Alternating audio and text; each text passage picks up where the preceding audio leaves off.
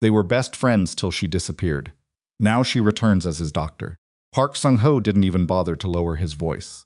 He stood in the middle of a crowded school hallway, 14 years old, blazer, pressed, father's money hanging off him like armor, and he grabbed the notebook out of Imani Brooks' hands and held it above his head. "Can it even read?" he said. The hallway went quiet. 23 Korean students stared at the new girl, the black girl from Chicago who didn't belong here, who had shown up speaking broken Korean with braids in her hair and the wrong kind of lunch in her bag. Nobody moved. Nobody said a word. Then a shoulder cut through the crowd. Kwon Tae-hyun stepped between them. He didn't raise his voice. He didn't have to. Put it down.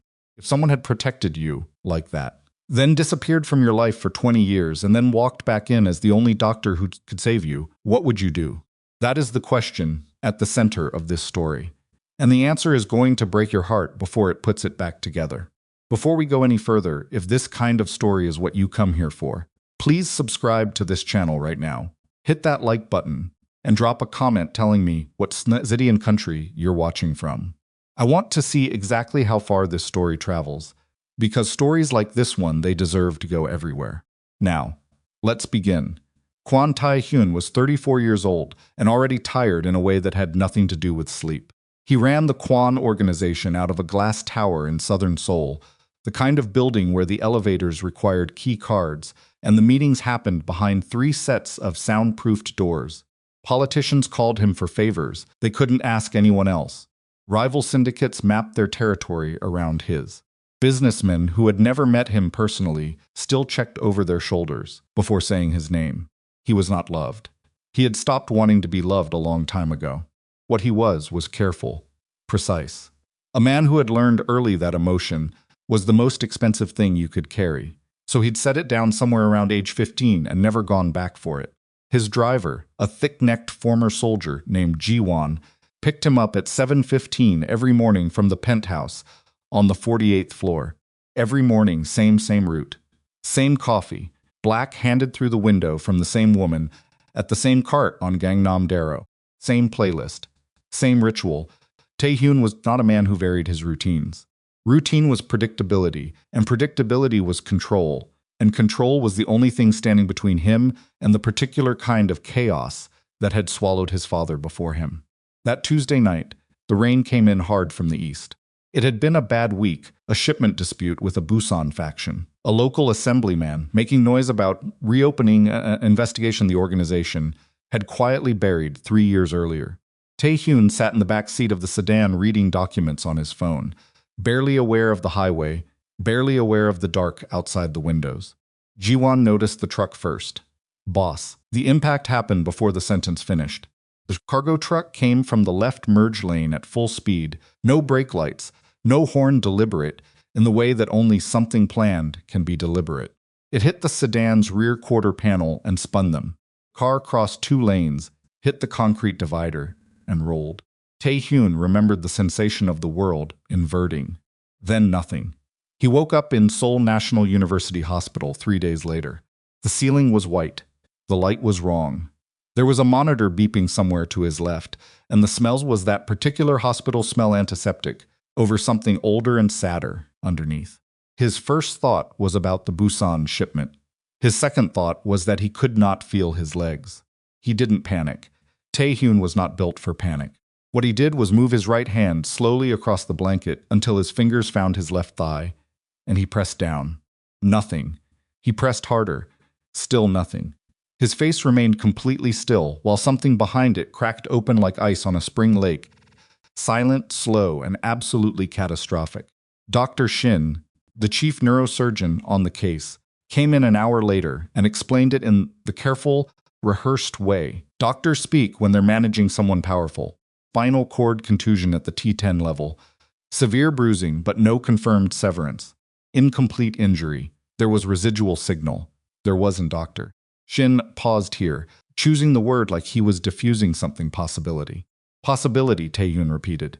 With aggressive rehabilitation, Mr. Kwon. I want to be very clear that nothing is guaranteed. But we have reason for cautious. How long? 6 to 12 months minimum. Possibly longer. Tae-hyun looked at the ceiling. Who is running rehabilitation in this unit? Dr. Shin shifted his weight. We have an excellent team.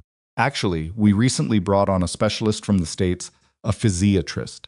She's considered one of the best in name. Dr. Shin looked at his clipboard. Dr. Brooks. Dr. Imani Brooks.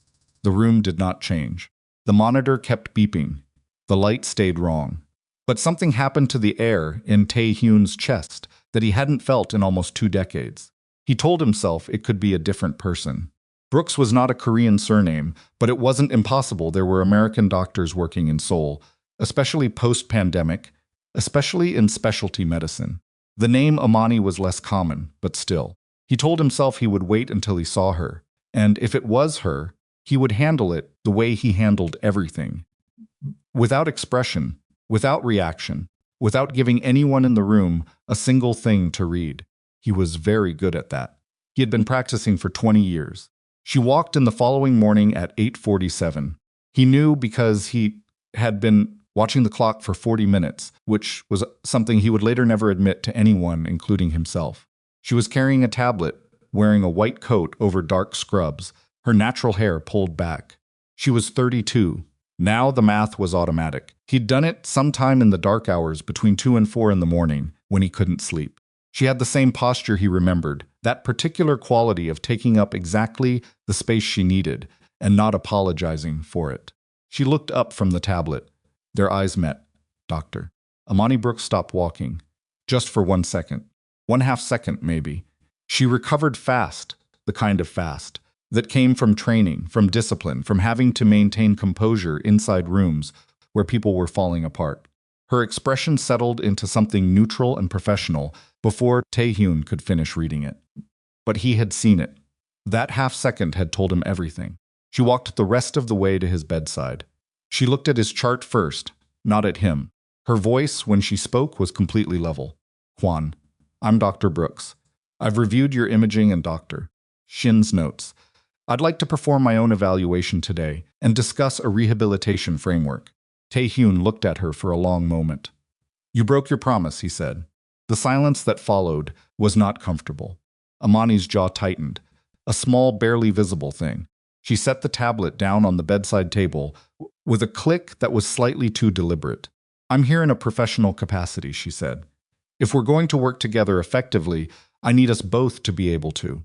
You told me you wouldn't disappear, Mr. Kwon. You were 16. I was 15. You made me promise I wouldn't leave you alone in that school. He hadn't raised his voice. He didn't raise his voice. Then you left. Something moved across Imani's face. Not guilt, exactly. Something older and more complicated than guilt.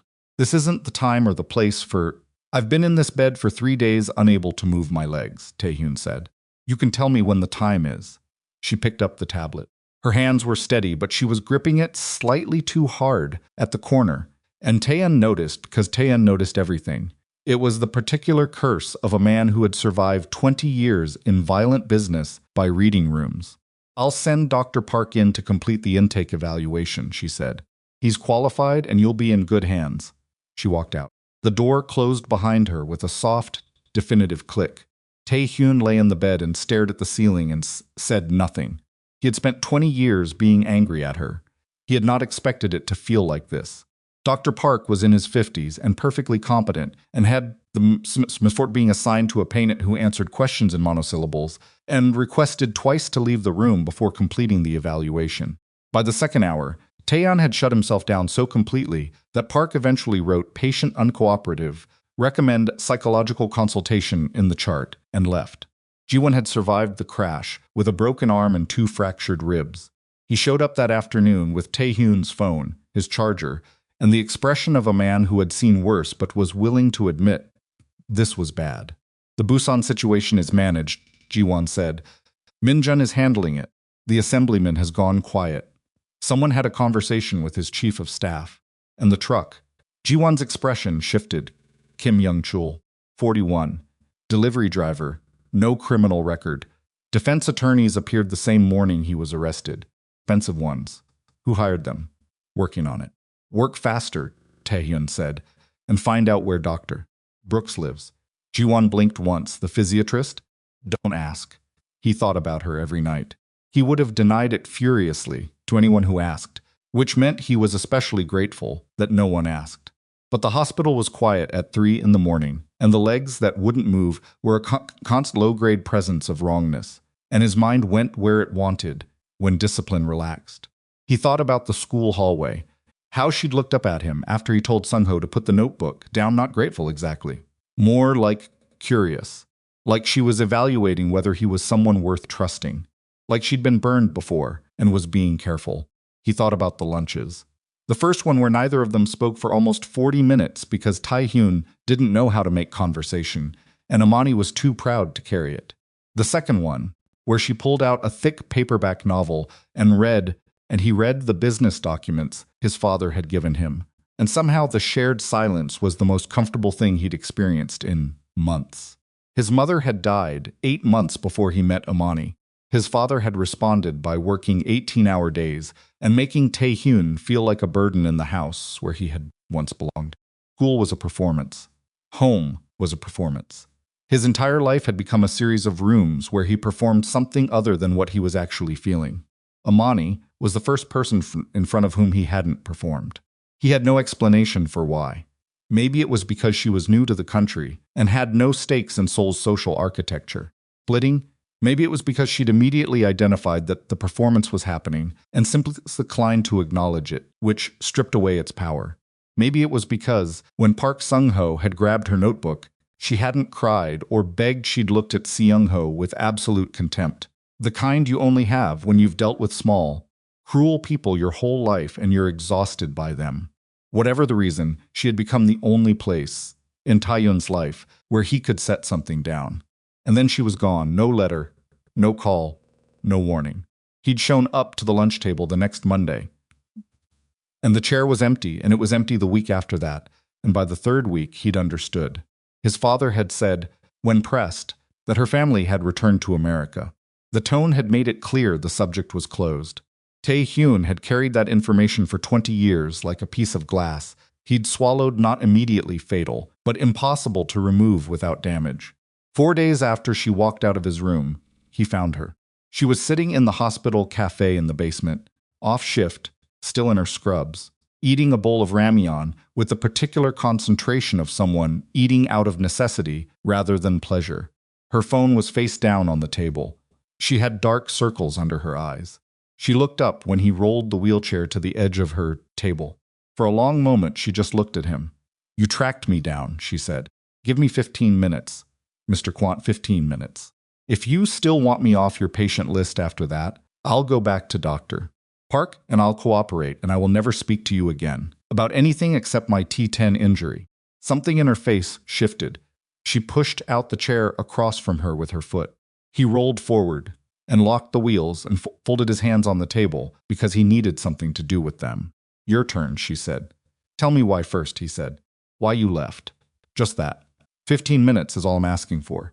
She looked at her ramyeon, then at the wall, then at him, and she told him. The leukemia diagnosis had come that August. She'd been 17. Her parents had discovered it during a routine checkup, except nothing about it was routine. She'd been tired for months, bruising easily, her gums bleeding when she brushed. The Korean oncologist had referred them immediately to a specialist in Singapore, and from Singapore they'd gone to Johns Hopkins in Baltimore, and the whole thing had happened so fast that she hadn't been able to reach him properly before they left. But she had tried. She had called his home phone 3 times. The first time someone had picked up and said he was unavailable. The second time, a man's voice she didn't recognize had said he would pass along the message. The third time, nobody answered. She had written 4 letters. She'd addressed them to the school, care of his name, because she didn't have his home address. She'd written about the treatment, about how scared she was, about how she kept thinking about their lunch table and how she was going to come back when she was better. She promised she was coming back. She never received a reply. By the time she was 19 and in remission and starting university in Chicago, she had constructed the only explanation that made sense to her. He had gotten the letters, and he had not answered, and that was that. She had thought they were friends. She had been wrong. She had moved on. She said all of this in a flat, matter-of-fact tone, looking at the table or the wall, rarely at him. When she finished, the cafe was quiet around them. Tae-hyun's hands were very still on the table. I never received them, he said. Imani looked at him. I never received anything. No calls, no letters. My father told me your family went back to America. He paused. Nothing else. The silence stretched. He intercepted them, she said. It wasn't a question, I don't know that. But you think it. He said nothing, which was its own answer. Imani sat back in her chair. She pressed 2 fingers to her lips and looked at the ceiling for a moment. And Tae-hyun could see something happening behind her eyes, the particular recalculation of someone who has organized their understanding of a large part of their life around a fact that has just turned out to be wrong. I thought you didn't care, she said finally. I thought you'd decided I wasn't worth writing back to. I thought you left because I wasn't worth coming back for. Another silence. This one different from the first. Cafe hummed around them. Someone dropped a tray somewhere. The fluorescent lights buzzed faintly above the drinks machine. Imani picked up her chopsticks, then set them down again. 20 years, she said. 20 years, he agreed. She looked at him, then really looked at him. The kind of direct, evaluating look he remembered from that first lunch at the school table. Like she was deciding something important, and she was going to decide it correctly, even if it took a minute. I'll take your case back, she said. Under one condition. Name it. You actually do the work. She leaned forward slightly. 'Cause I'm watching the assessments. Tae-hyun. I know what an incomplete injury at T10 looks like when the patient cooperates, and I know what it looks like when they don't. You have residual motor signal. You could walk again. But only if you stop using your body as a way to punish yourself for something that wasn't your fault. She picked up her chopsticks again. That's the condition. He looked at her for a long moment.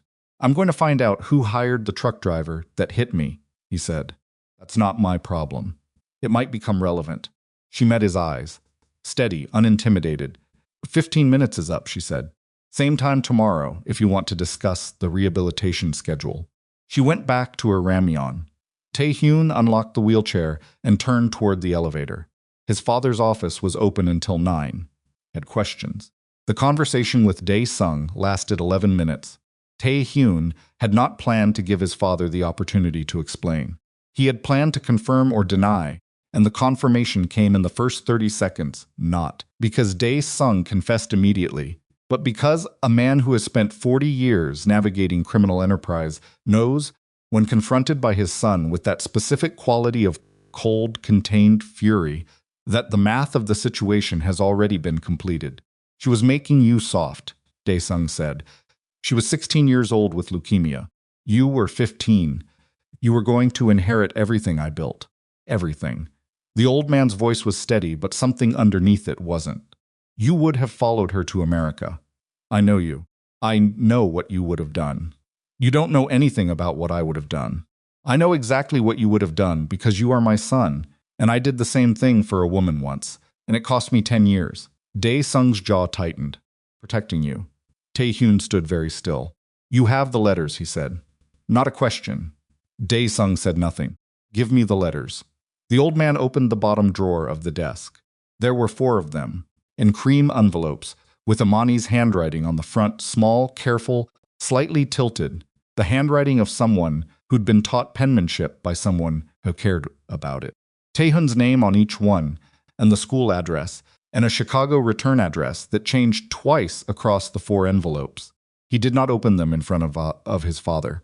He took them and left.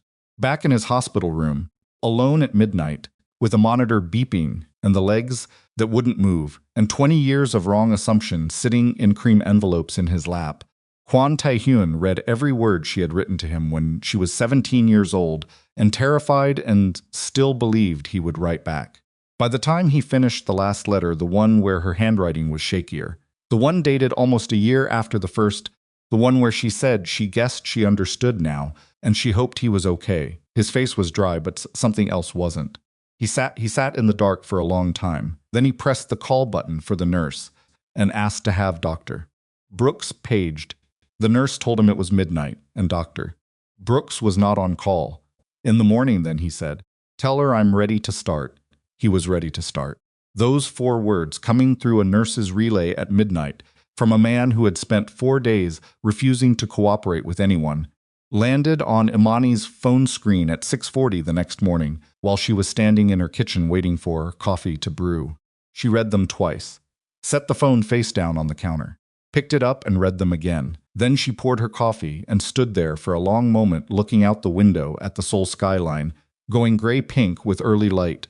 And she thought about cream envelopes, about a man keeping letters in a desk drawer for 20 years, about a 15-year-old boy who had stood between her and the worst kind of cruelty, and what it must have felt like to him when she vanished.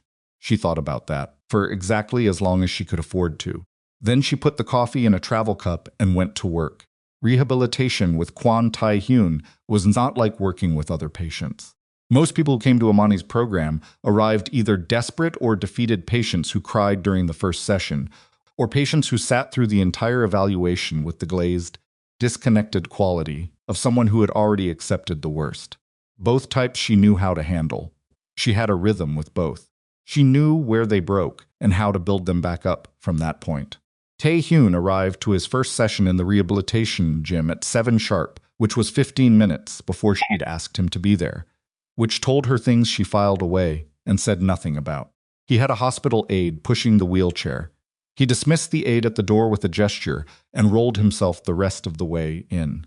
He looked at the parallel bars, the exercise mats, the equipment she'd arranged based on his imaging, and the preliminary assessment doctor Park had managed to get from him before he'd stopped cooperating. "You're early," she said. "You said 7:15. 7:15, yes. 7 is earlier," he looked at her. "I wanted to see the room before we started." She understood that.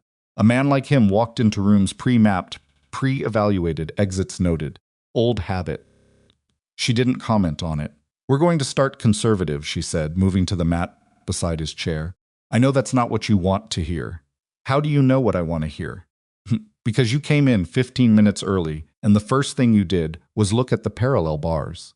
She crouched down to his eye level, which was a deliberate choice she'd learned early, that standing over patients set a dynamic that worked against her. "You want to be there by next week. I need you to understand that getting you there badly will set you back 3 months minimum.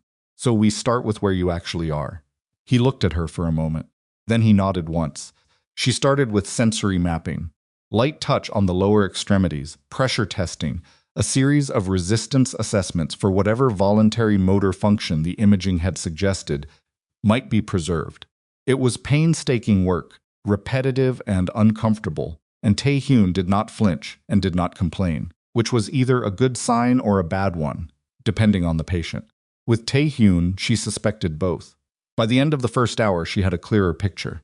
There was genuine motor signal in the left quadriceps, faint but present. The right hip flexor responded to facilitation exercises, with something that wasn't quite movement but wasn't nothing either. The injury had been severe but incomplete, and incomplete was the only word in spinal medicine that carried actual hope in it. "You have more than Dr. Park's assessment suggested," she said. He didn't get very far with the assessment. "No." She made a note on the tablet. "He noted you were uncooperative." "I was." What? Tae-hyun was quiet for a moment. He was sitting very straight at the wheelchair, she'd noticed. It's that from day one, the refusal to slump, the deliberate maintenance of posture, even when the chair itself made it unnecessary. It was the posture of a man who understood that how you occupied space was information that other people read constantly. "Because the day I got here, I woke up in a hospital bed, and I couldn't feel my legs," he said. "And then I found out you were working in this building. And I didn't know how to hold both of those things at the same time." She stopped writing. She looked at him.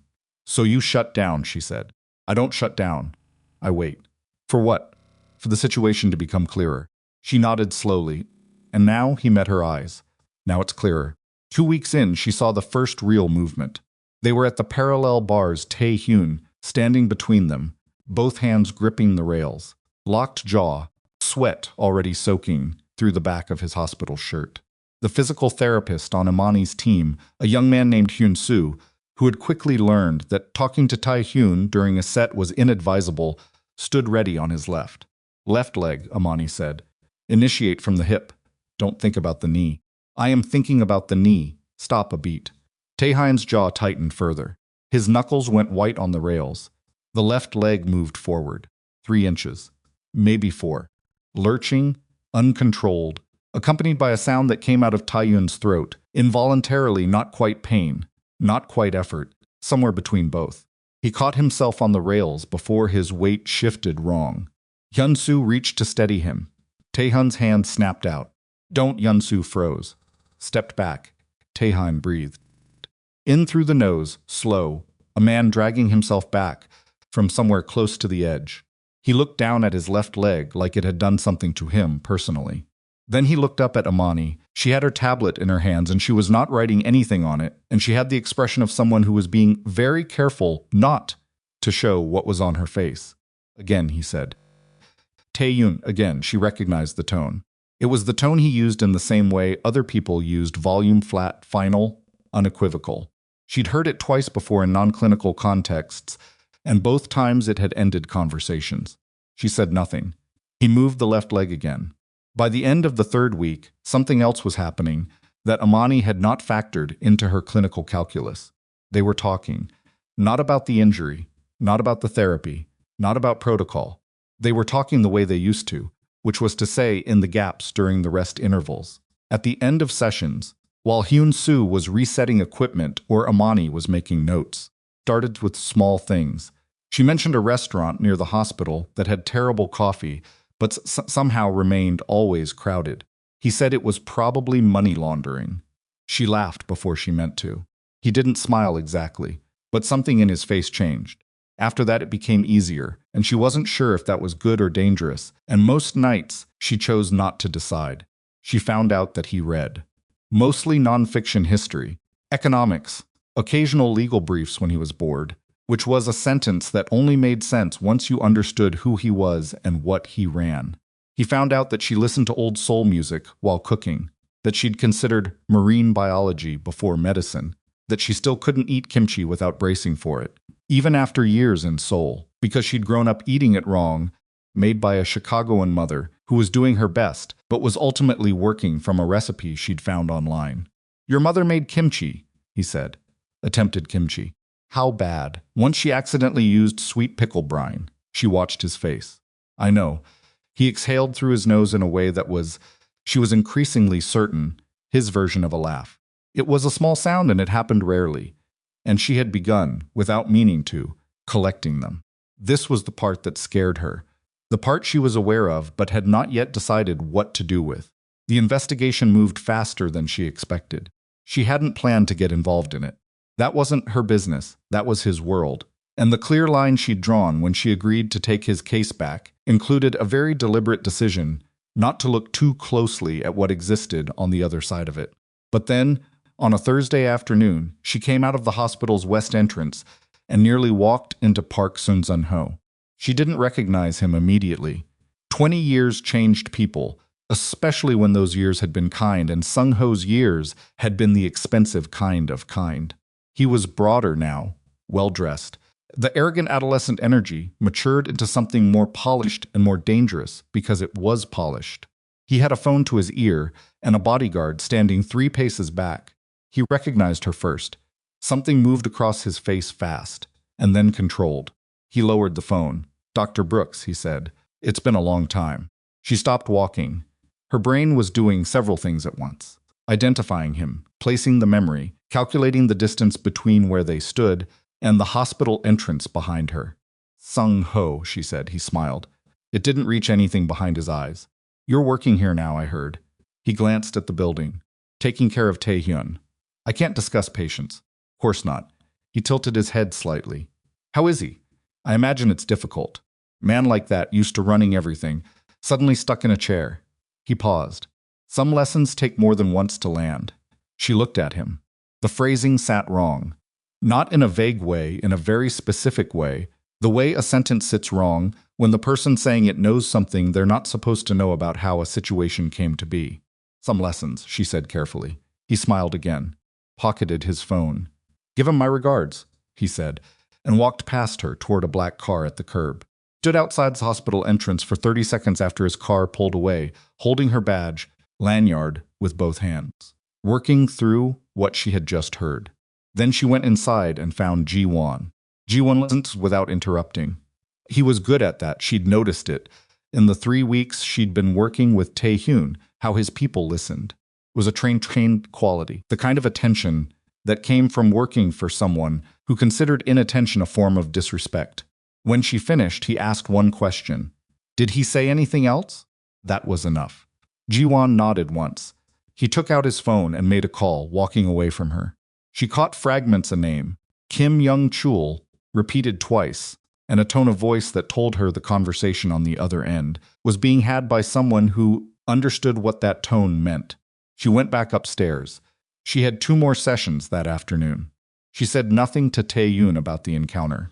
She wasn't sure why.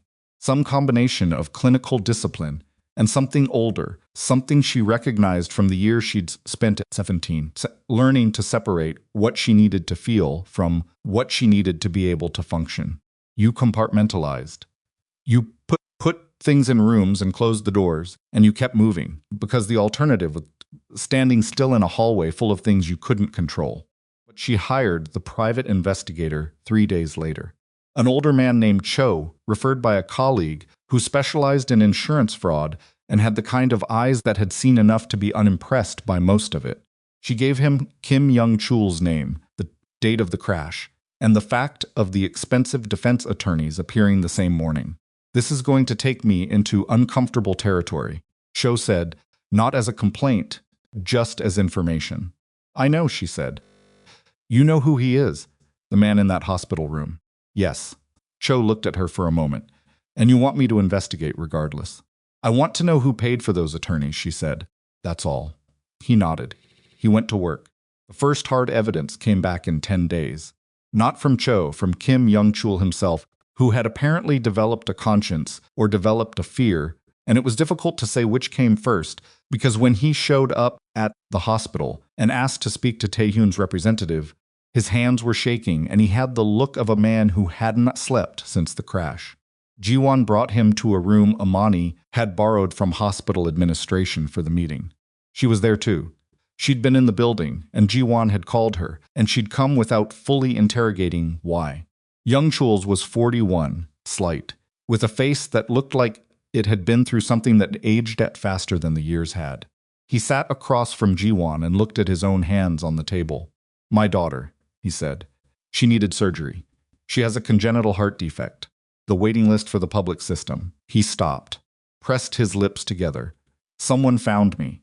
I don't know how they knew. But they knew about her. They knew about the surgery. And they offered me enough money to cover everything. Her surgery, her recovery, school after. Everything. The room was very quiet. Park Sung-ho, Ji-won said. Young-chul looked up, then back at the table. I drove the truck, he said. I knew what it was. I knew it wasn't an accident. They told me what speed to hit at, what angle. They said it was just to injure him, not... He stopped again. His voice had started fraying at the edges. I didn't know how bad it would be. I thought you thought about your daughter, Imani said. Young looked at her. His eyes were wet. He said, That's all I thought about. She told Tae-hyun that evening. She'd been rehearsing the conversation all afternoon and had decided that clean and direct was the only way, not because she thought he couldn't handle it, but because she'd learned in 3 weeks that any attempt to soften information for Tae-hyun read to him as condescension and produced a response she didn't want to manage right before a rehabilitation session. She sat across from him in his room with the door closed. She told him about the encounter with Sung-ho, the investigator, Young-chul's confession. She told it in the order it happened, and she didn't editorialize. When she finished, Tae-hyun was completely still. He sat by the window in his wheelchair, the sole evening behind him going dark orange, and he was looking at a point on the floor between them with an expression she had not seen on him before. It wasn't anger. Though anger was present, it was beneath the anger. Something structural. Suno, he said, after all this time. You knew it was organized. I knew it wasn't an accident. I didn't know it was him. His jaw shifted. He's been waiting 20 years for a clean shot. You have a confession. Young-chul is terrified. I know. She leaned forward. Which is why I want to talk to you about how we handle this. He looked at her. The expression changed. Became more careful, more watchful, the same look he used when someone had said something he hadn't expected, and he was recalibrating. You want to talk to me about how we handle it, he repeated. Young Chul drove that truck because someone weaponized his love for his daughter. He made a terrible choice. He also walked into this hospital voluntarily, shaking, and told the truth. She held his eyes. He has a daughter with a heart condition. Something moved through Tae-hyun's face. You want me to help him? I want you to consider that destroying a man who came forward voluntarily, when you have the actual architect sitting out there untouched, is a waste of whatever you're going to do next. She sat back. That's all I want you to consider. The silence stretched long enough that she could hear the monitor in the hallway outside. Then Tae-hyun looked out the window. Have Ji-won bring young Chul back tomorrow, he said. She stood to leave. Imani. She turned. He was still looking at the window. The orange soul light caught the line of his jaw, the set of his shoulders, the quality of stillness he carried that she had always read as coldness until she understood it was something else entirely. Thank you, he said, for not pretending this was only about the medicine. She left without answering. In the elevator, she pressed the button for the ground floor and then stood with her back against the wall and breathed. The line she had drawn, the very clean, very deliberate line, was beginning to go crooked. She was aware of that. She was also aware that she had spent a week investigating his near murder with her own money and her own time, which was information about where the line actually was, whether she acknowledged it or not. The elevator doors opened. She walked out into the lobby and into the night air and told herself it was fine. She was a professional. She had treated complicated patients before. She could hold this at the clinical distance it required. She believed that for another 9 days. The sessions on the 14th morning of the 4th week started badly. Tae-hyun had slept 2 hours. She could see it in the set of his eyes. A slight delay in his reaction time during warm-up, the way he compensated for it by applying more force than was useful, which was a pattern she'd identified early and had been carefully working against. He'd had a meeting that ran past midnight with Ji-won and 2 of his senior lieutenants. She knew because the night nurse had mentioned the unusual number of visitors, and she knew what that kind of meeting meant in the context of what they now knew about Sung-ho. She said nothing about it for the first 30 minutes. They were at the parallel bars. He was pushing himself through the walking exercise with the grim mechanical determination that had, over 4 weeks, produced genuine measurable progress. He could now move both legs, with some control, through about 2/3 of the bar's length, before the signal broke down and compensating muscle groups took over wrong. It was real progress. It was slower than he wanted and faster than she'd expected from someone who'd initially refused to engage. On the 6th pass, his right knee buckled. He caught himself on the rails. His breathing was hard. Yun-soo moved and Tae-hyun's hand went up. The gesture had become automatic, both a warning and something else, a kind of territorial claim over his own recovery. Stop, Imani said. I'm fine. You're fine. Sit down, I said. Tae-hyun. She said it the way she'd learned to say it, level. Not soft, not hard, the exact pitch that cut through the performance without triggering the defense mechanism underneath it. Sit down. He sat. His chest was rising and falling harder than a 4-week-in patient with his baseline should be. She wheeled the chair up beside him and crouched level with him, and he looked at a point over her left shoulder. When did you last sleep, she said. That's not relevant. Completely relevant. Sleep is when spinal cord repair happens. You come in here running on nothing and push through a session. You are actively working against me. She kept her voice flat. 2 hours last night. What about the night before? A beat. 4 and before that? He said nothing, which was its own answer. She stood up. She made a note on the tablet. She felt the frustration moving through her, and she managed it the way she managed everything, by recognizing it, naming it internally, and setting it aside for later when there was space for it. We're ending early today, she said. We are not. The session is over. She put the tablet under her arm. If you come in tomorrow without at least 7 hours, I'm canceling that session, too. And the one after if necessary. She looked at him directly. I will not supervise you destroying yourself, Tae-hyun. I won't do it. You want to walk? Then you sleep. He stared at her. She stared back. There was a long moment during which she genuinely could not predict which direction this went, whether the fury behind his eyes broke the surface, or whether the other thing, the thing that had been building for 4 weeks in parallel bars and borrowed hospital offices, and late afternoon conversations about kimchi and marine biology won out. His shoulders dropped a fraction. The Sung-ho situation requires management, he said. It was not an explanation. It was the closest he would come to one. I know, she said. Manage it between 11 and 7. Something flickered at the corner of his mouth. She turned before she could decide what that meant. Young Chul testified. The formal process took 6 weeks from the date of his initial voluntary statement to the point where a warrant was issued for Park Sung-ho's arrest. During those 6 weeks, Tae-hyun did something Imani had not anticipated. He kept his word completely. Whatever mechanism had been activated in him that morning in the cafe, whatever calculation he had made sitting across from her, with 20-year-old letters in his hands, held. He covered young Chul's daughter's surgery. He did it quietly, through a foundation connected to the Kwon organization's legitimate holdings, the kind of routing that made it look like charitable giving rather than the complex moral transaction it actually was. He had Ji-won contact Young Chul's attorney with documentation that would support a request for reduced sentencing on grounds of coercion and voluntary cooperation. He did not advertise any of this. Imani found out about the surgery through a message Young Chul sent to the hospital, asking to pass along his gratitude to the doctor who had listened to him. She read it twice. She put her phone down. She went to find Tae-hyun. He was in his room, in the wheelchair, reviewing something on his laptop. He looked up when she came in. She stood in the doorway for a second. Young Chul's daughter is out of surgery, she said. I know. You didn't tell me you were doing that. It wasn't your decision. No, she said. She crossed her arms. It was the right one. He looked at her for a moment. Then he went back to the laptop. But the quality of his posture had shifted, slightly, in the way she'd learned to read, as the thing he did instead of showing satisfaction. She left him to it. Sung-ho was arrested on a Wednesday morning. Tae-hyun was in his rehabilitation session when it happened. He didn't learn about it until Yun-soo's phone went off with a news alert, and the young therapist, who still hadn't entirely calibrated his composure around his unusual, made a small involuntary sound. Tae-hyun read the alert when Hyun-soo showed him. He handed the phone back. He turned to the parallel bars. Again, he said. She watched him complete 3 more passes with both legs. Slower than usual. More controlled. His face was doing something she couldn't fully read, not triumph, not relief.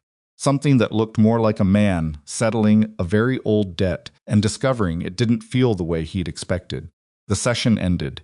Hyun-soo began resetting the equipment. Imani was writing her notes when she became aware that Tae-hyun had rolled the wheelchair over and stopped beside her. Kept writing.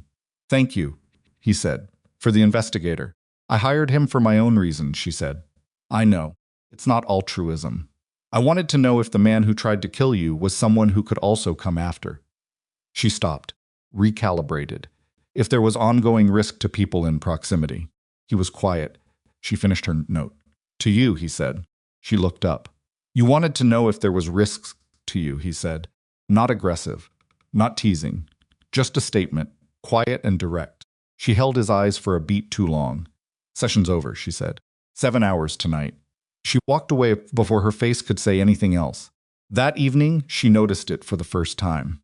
She was eating alone in her apartment leftover soup she'd made badly the night before and hadn't bothered to fix, watching nothing in particular on her laptop with the sound low. She went to lift the bowl and her hand shook. She put the bowl down. She looked at her hands. The tremor faded in a few seconds. She told herself it was fatigue she'd been averaging 5.5 hours herself. Between Tae-hyun's extended sessions and the paperwork that came with reopened investigations and the general low-level hum of a life that had become unexpectedly complicated. She ate the soup. She went to bed. She woke up at 3 in the morning, drenched in sweat, her heart hammering, a fatigue in her bones that was not the ordinary kind, the familiar kind, the kind she'd felt at 17 when her body had started doing things she didn't understand till the blood work came back. And a doctor in Chicago had said the words that had reorganized everything. She lay in the dark for a long time. She did not call anyone. In the morning, she scheduled a blood panel under a name that wasn't hers, at a clinic across the city where no one knew her face, and she told herself it was probably nothing. She told herself she was being paranoid. She told She told herself that the tremors and the night sweats and the weight she'd lost a month in the last without trying were stress and overwork and nothing more than that. She told herself all of this, and she went to work, and she ran Tae-hyun's session, and she watched him complete the longest unassisted walk he'd managed, yet the full length of the parallel bars, 6 feet, dragging and slow and costing him everything he had, and when he reached the end and his hands came off the rails for a full 2 seconds before he grabbed them back, she said good in the flattest voice she could manage. Because if her voice had done anything else, she would have had to explain why. And she was not ready yet to tell him that the test results would be back in 4 days, and that she had been here before, and that she was terrified in the particular way of someone who knows exactly what they are afraid of because they have already made it out the other side. Right? She was not ready to tell him any of that. So she wrote her notes, and she packed her bag, and she walked past his room on the way to the elevator without stopping, and she told herself she had 4 days before. She needed to be honest about anything at all. She almost made it to the lobby before her hands started shaking again. The results came back on a Thursday. Imani was in the middle of charting when her personal phone buzzed in her coat pocket. She had set a specific notification tone for the clinic across the city, a plain double tap. Nothing that would draw attention in a room full of colleagues. She felt it against her ribs, and she finished the sentence she was writing, capped the pen, set the chart down on the nursing station counter, and walked to the end of the hallway where the supply closet door stood half open. She went inside. She closed the door behind her. She opened the message. She read it once. Then she turned and put her back against the shelf behind her, and she stood in the dark between boxes of gauze and saline bags, and she breathed slowly, the way they had taught her at 17 in through the nose, for 4 counts, hold for 4, out for 4. A technique for managing panic so it didn't become something visible. She had not needed it in a long time. She needed it now. The CBC showed elevated white cell count, abnormal lymphocyte morphology. The attending physician at the clinic had flagged it urgent and requested she call the office immediately for a referral to hematology. She already knew what hematology was going to say. She had lived in this particular room before. She knew where the walls were. She stood in the supply closet for 4 minutes by her watch. Then she straightened, tucked the phone back into her pocket, opened the door, and walked back to the nursing station. She picked up the chart. She finished the note she'd been writing. Her handwriting was steady. She was very proud of that. She told no one. That was the decision she made in the supply closet, and she held it with both hands the way you hold something that will fall apart if you loosen your grip. She told no one because telling someone made it real in a different way than the test results made it real, and she was not ready for that particular realness yet. She needed to see the hematologist first. She needed actual staging. She needed the vocabulary of the disease, the specific shape of it, before she could do anything with it. She had been here before. She knew that the space between suspicion and confirmation was the most dangerous space, because it was where fear had the most room to move around in, and she had learned at 17 that fear given too much room will occupy all of it. So she kept the room small. She scheduled the hematology appointment for her next day off. She arranged her work schedule around it with the precision of someone who had spent years managing systems that required exact timing. She did not cancel any of Tae-hyun's sessions. She did not alter her manner with him. She came in, she ran the sessions, she wrote the notes. She watched him walk. He was getting better. That was the clean, simple, undeniable truth of it. Kwon Tae-hyun was getting better. And watching it happen had a particular quality that she could not fully categorize as clinical satisfaction, because it did not feel clinical. It felt like something that had a weight to it, something she carried out of the hospital and into her apartment and into the early mornings before she was fully awake. He had 20 days of hard, ugly, grinding work behind him, and it was showing in the way he moved. The gait was wrong, still compensating, asymmetric, relying too heavily on the left side, but the right leg was firing with something approaching consistency. And last Tuesday, he had walked 6 feet without touching the rails. Just walked, badly and slowly, and with his whole body working at it, but walked. She had turned away when it happened because her face had done something she couldn't stop it from doing. The hematologist's name was Dr. Yoon. She was in her late 50s, precise and quiet, with the manner of someone who delivered difficult information daily and had developed a system for it. She reviewed Imani's results without expression, asked a series of targeted questions, ordered a bone marrow biopsy on the spot. Imani sat in the examination room and answered the questions in the same flat clinical tone she used with her own patients, and she did not allow herself to feel anything about the irony of this. The biopsy results took 5 days. On the 6th day, she sat across from Dr. Yoon again and heard the words she had known, somewhere in the part of her that had learned to recognize her own body's signals, were coming. Acute lymphoblastic leukemia, B-cell type. Early stage caught before it had fully declared itself, which was the only piece of information in the room that could be called good news. Earlier than your first diagnosis, Dr. Yoon said. That matters. Your treatment options are broader, and the projections are considerably more favorable. Imani nodded. She was holding her coat in her lap, and she was gripping it in both hands without realizing it. Chemotherapy protocol, Dr. Yoon continued, will need to begin within the next 2 to 3 weeks to remain in the favorable window. We'll want to discuss. I need some time, Imani said. Dr. Yoon stopped. 2 weeks to begin is the outside edge of favorable, she said carefully. I know. Imani looked at the desk between them. I'm a physician, Dr. Yoon. I understand the window. I need time to arrange things. My caseload, She stopped. She had been about to say his name, and she caught it. My patients. I need to transition my cases appropriately. Dr. Yoon was quiet for a moment. A week, she said. Arrange what you need to arrange. But we begin in a week. Imani nodded. She stood. She shook Dr. Yoon's hand. She walked through the clinic's waiting room, past a woman with a sleeping child on her shoulder and an old man reading a newspaper, through the glass doors and out onto the street, and she walked 2 blocks before she stopped.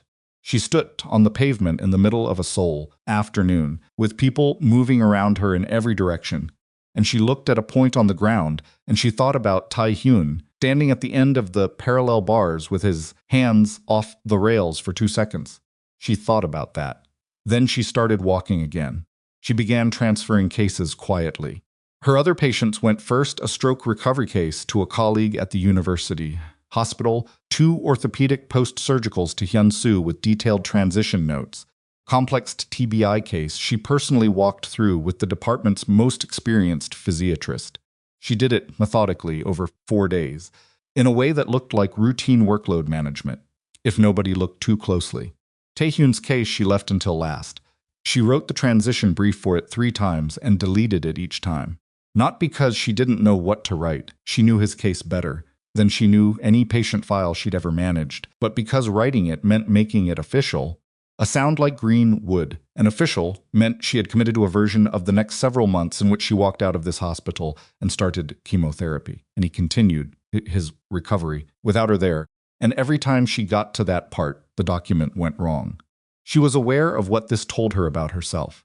She was aware of it, and she chose to continue not acting on it, because acting on it would require her to have a conversation she was not capable of having yet. On the 5th day, she arrived to find Tae-hyun already in the rehabilitation gym, not in the wheelchair standing. He had gotten himself out of the chair and to the parallel bars without Hyun-soo, which was something they'd discussed him, attempting only with supervision, was standing between the rails with his hands loose at his sides, and his weight distributed awkwardly but present, and she stood in the doorway for a moment and just looked at him. He heard her and turned his head. I know, he said. You're supposed to. I wanted to know if I could. He turned back to face forward. I can. She walked in. She set her bag down. She stood at the end of the bars and looked at him. Walk to me, she said. He looked at her. Something moved through his expression, not surprise, more like recognition, like she'd said the thing he'd been waiting for her to say. He walked. It was not fast. It was not clean. His right knee broke cadence twice, and his left hip compensated in a way that was going to need work. And by the time he reached her end of the bars, his breathing was hard, and he'd grabbed the rails 3 times on the way. But he walked the full length without stopping, and when he reached her, he was standing close enough that she had to tilt her head back slightly to hold his eyes.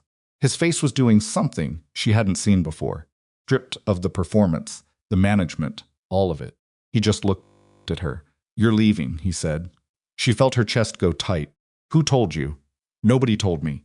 I can read a transition brief when it appears in my file. His voice was completely level. Dr. Park is being listed as my supervising physiatrist effective next Monday. She looked at the floor between them. Then she looked back up. The transition is clinical best practice when, don't, he said. Came out quiet, and it hit harder than volume would have. Don't do that, not with me. A beat. The gym was quiet around them. Yun-Soo was not in the room. The monitors beeped from somewhere down the hall. I have a personal situation, she said. What kind of personal situation? The kind that requires me to step back from active caseloads for a period of time. He was looking at her with that stillness. She knew now wasn't coldness, had never been coldness, was simply what concentration looked like on him when he was refusing to miss anything. How long, he said. I don't know yet, Imani. She held his eyes. I don't know yet. That's the true answer. He looked at her for a long moment. His hands were on the rails, but loosely, not gripping. He was maintaining balance, not bracing. You found something, he said. When you hired Cho, when you started noticing things weren't right, you found something that put you at risk, and now you're pulling back to protect. It isn't that. She shook her head. It has nothing to do with Sung-ho or the investigation. It's completely unrelated. Then tell me what it is. She opened her mouth. She closed it. She looked at him standing in front of her, a man who had spent 5 weeks falling down and getting back up, who had read her letters at midnight and gone to face his father. The next morning, who had quietly covered a stranger's child's surgery because she'd asked him to consider it, and she thought about what it would do to him to hear what she had to say. He was still fragile in ways he would never acknowledge. The recovery was real, but it was also 5 weeks old. The organization was in a period of managed instability. His father was a fresh wound dressed over with function. He was carrying more than any person was designed to carry at once. And she knew, with the clinical certainty of someone who understood exactly what treatment was coming, that adding this to the weight would not break him, but it would cost him, and she was not willing to be the thing that cost him. Dr. Park is excellent, she said. He'll continue the protocol. You're progressing well. The prognosis is... He stepped forward, one step off the rails, unassisted, and he stood in front of her, without holding anything. I've been watching you for 5 weeks. I know what you look like when you're managing something. I know what you look like when you're scared. His voice didn't change, but something in it did. I learned what scared looks like on you when you were 16 and sitting alone at a lunch table, and you have the exact same quality right now. Her throat closed. She looked at the floor. It's mine to manage, she said.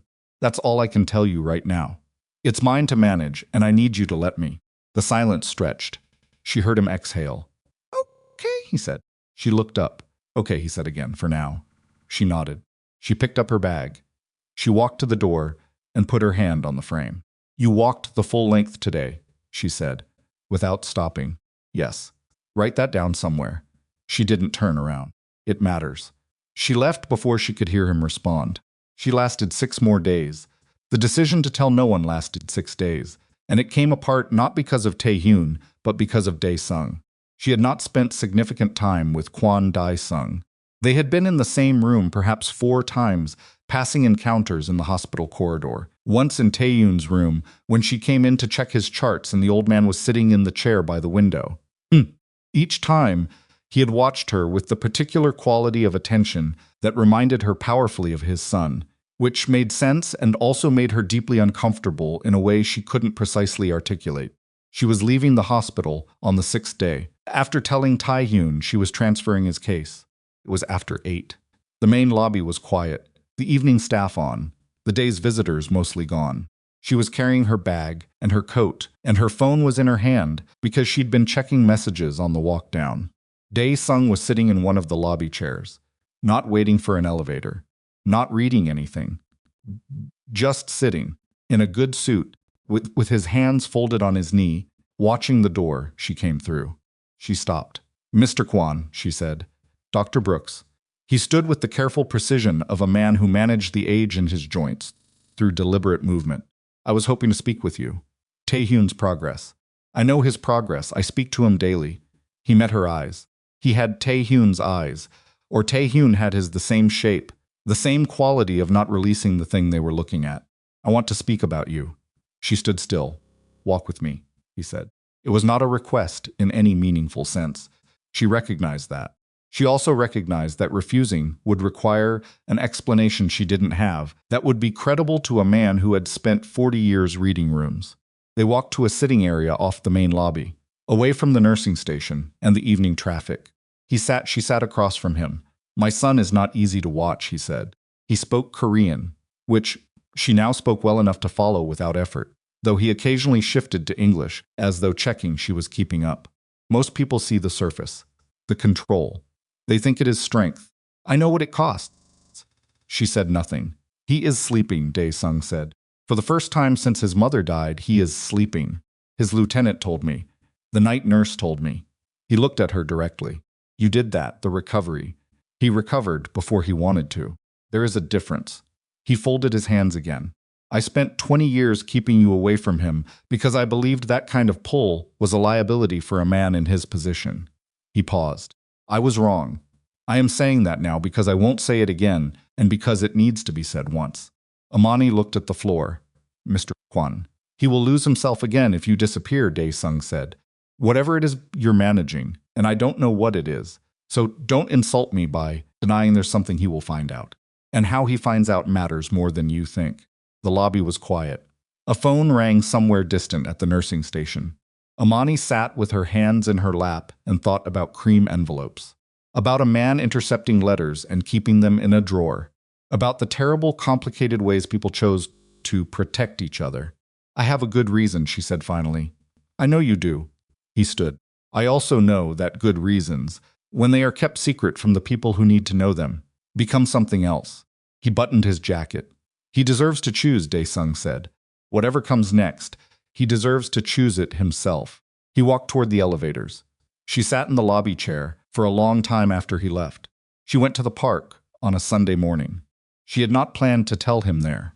She had not planned to tell him at all that day. She had woken up and not been able to eat breakfast and had gone for a walk because sitting in the apartment felt like being buried, and the walk had taken her along the Han River to the small park near the pedestrian bridge where they had walked once, 3 weeks earlier, when she had taken him out of the hospital for 2 hours on a supervised pass and pushed the wheelchair to the riverside, and they had sat without talking for 20 minutes watching the water.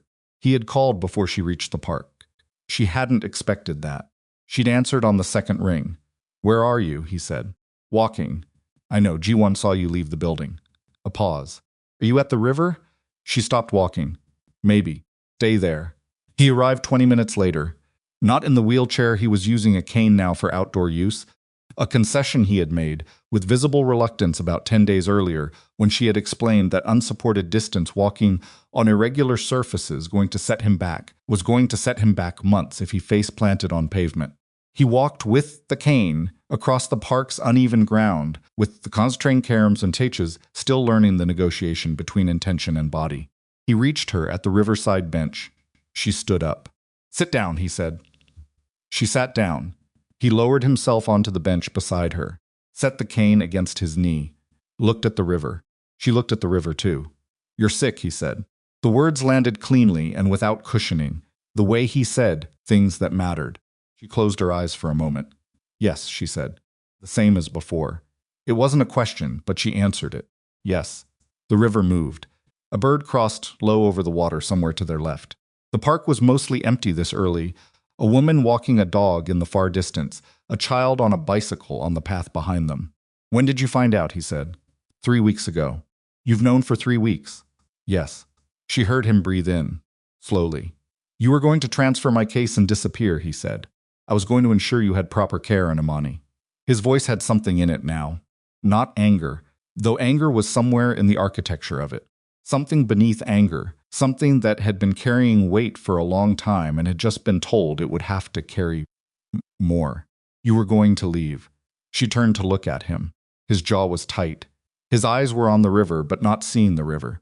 His right hand was closed around the head of the cane, hard enough that the knuckles had gone pale. "After everything he stopped." He pressed his lips together. He was doing the thing she'd seen him do in the rehabilitation sessions, when the pain was at its worst, taking it inside, managing it in there, refusing to let it surface in a way anyone could read. "After everything," he said again, quieter. "You have enough." she said. You have your recovery, your father, the organization, the restructuring. You have enough. I didn't want to be one more. Don't. He turned and looked at her now, and the look was the most undefended thing she'd seen on his face since the day she'd walked into his hospital room. Don't tell me about what's enough. Don't manage this like I'm one of your patients. You are one of my patients. I am not, he said, and the way he said it made the clinical argument fall apart. Only one of your patients. She looked away, the river, the cold air, the bird coming back over the water on the same path.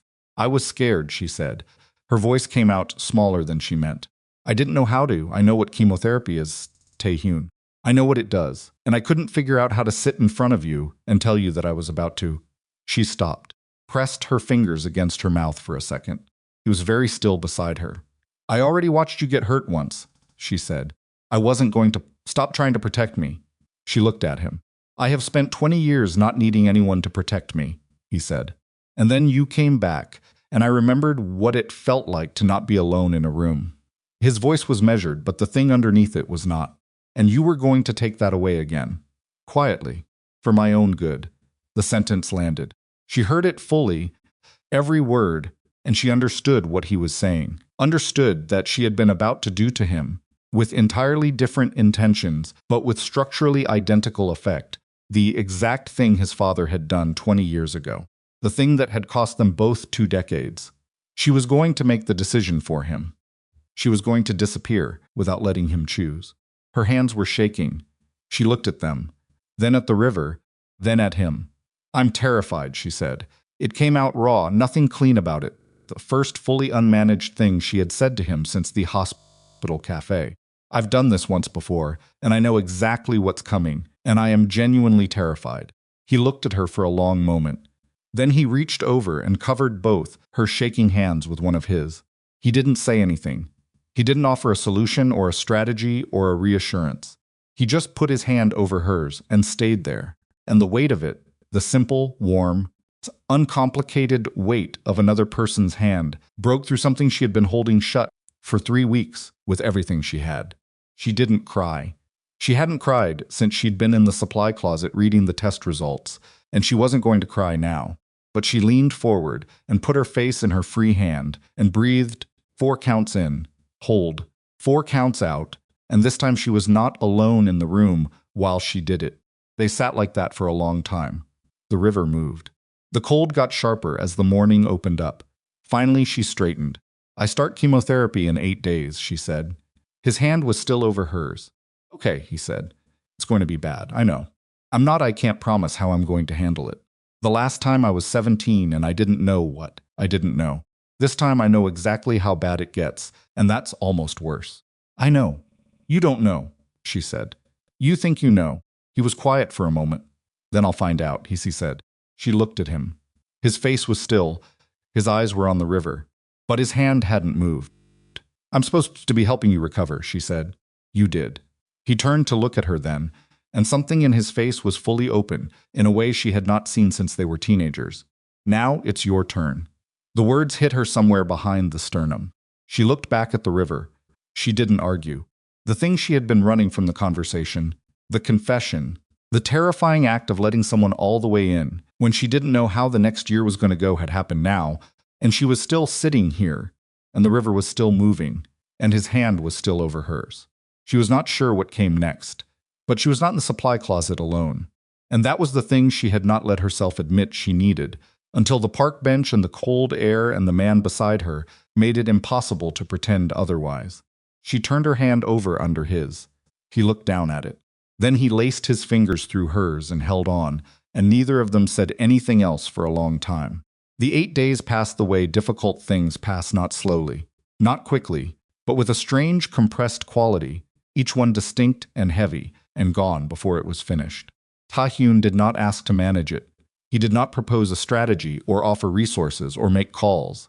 He showed up, that was all, and it turned out that was everything. He showed up to her apartment on the first evening after the park with food she hadn't asked for, left it at her door with a text that said only eat something, and was gone before she opened the door. He showed up to his own rehabilitation sessions with a focus she hadn't seen from him before, cleaner and less angry. as if something that had been burning sideways in him had found a proper direction. He showed up to the bench by the river on the fourth day, because she'd texted at 6 in the morning that she couldn't sleep, and he arrived 40 minutes later with 2 coffees and said nothing for the first 20 minutes, which was the exact right thing. She told her parents on the 5th day. That conversation happened over video call, and it lasted 2 hours, and it was the hardest 2 hours of the entire 8 days.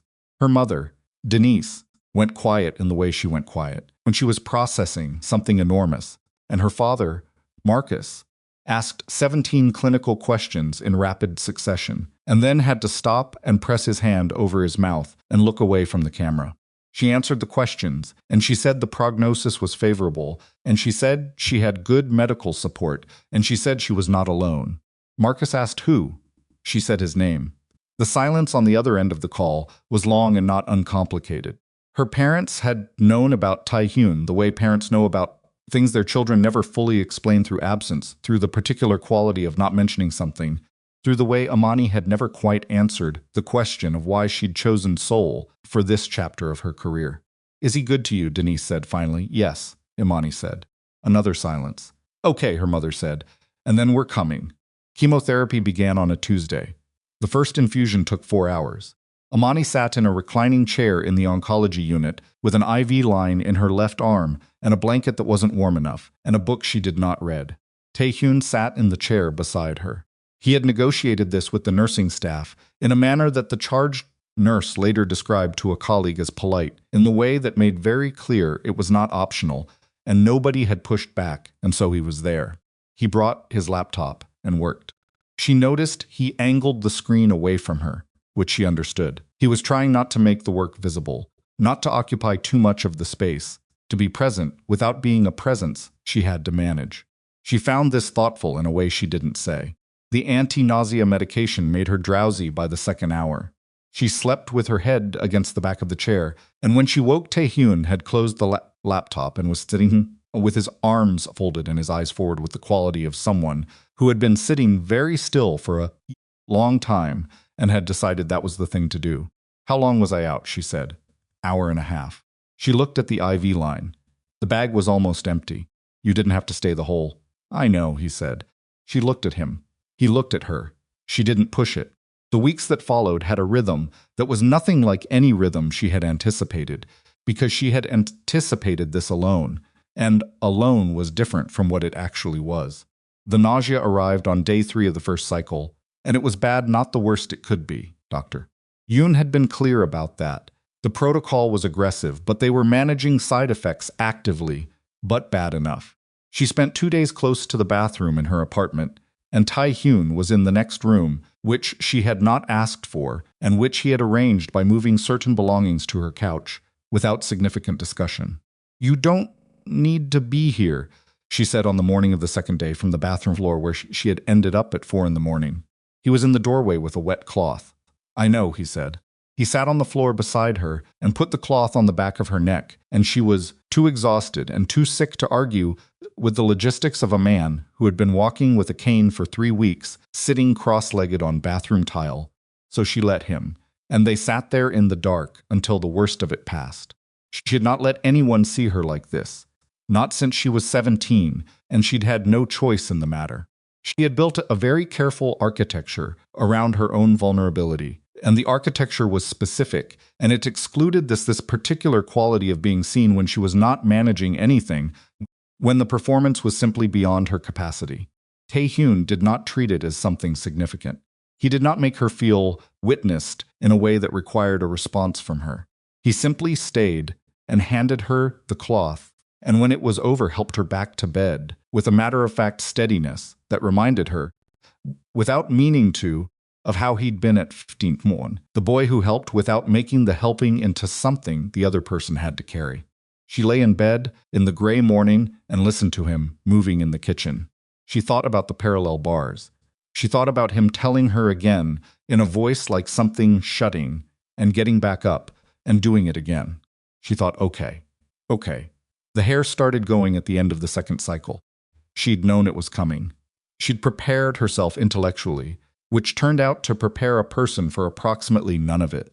It started in the shower, a handful, then more. then more.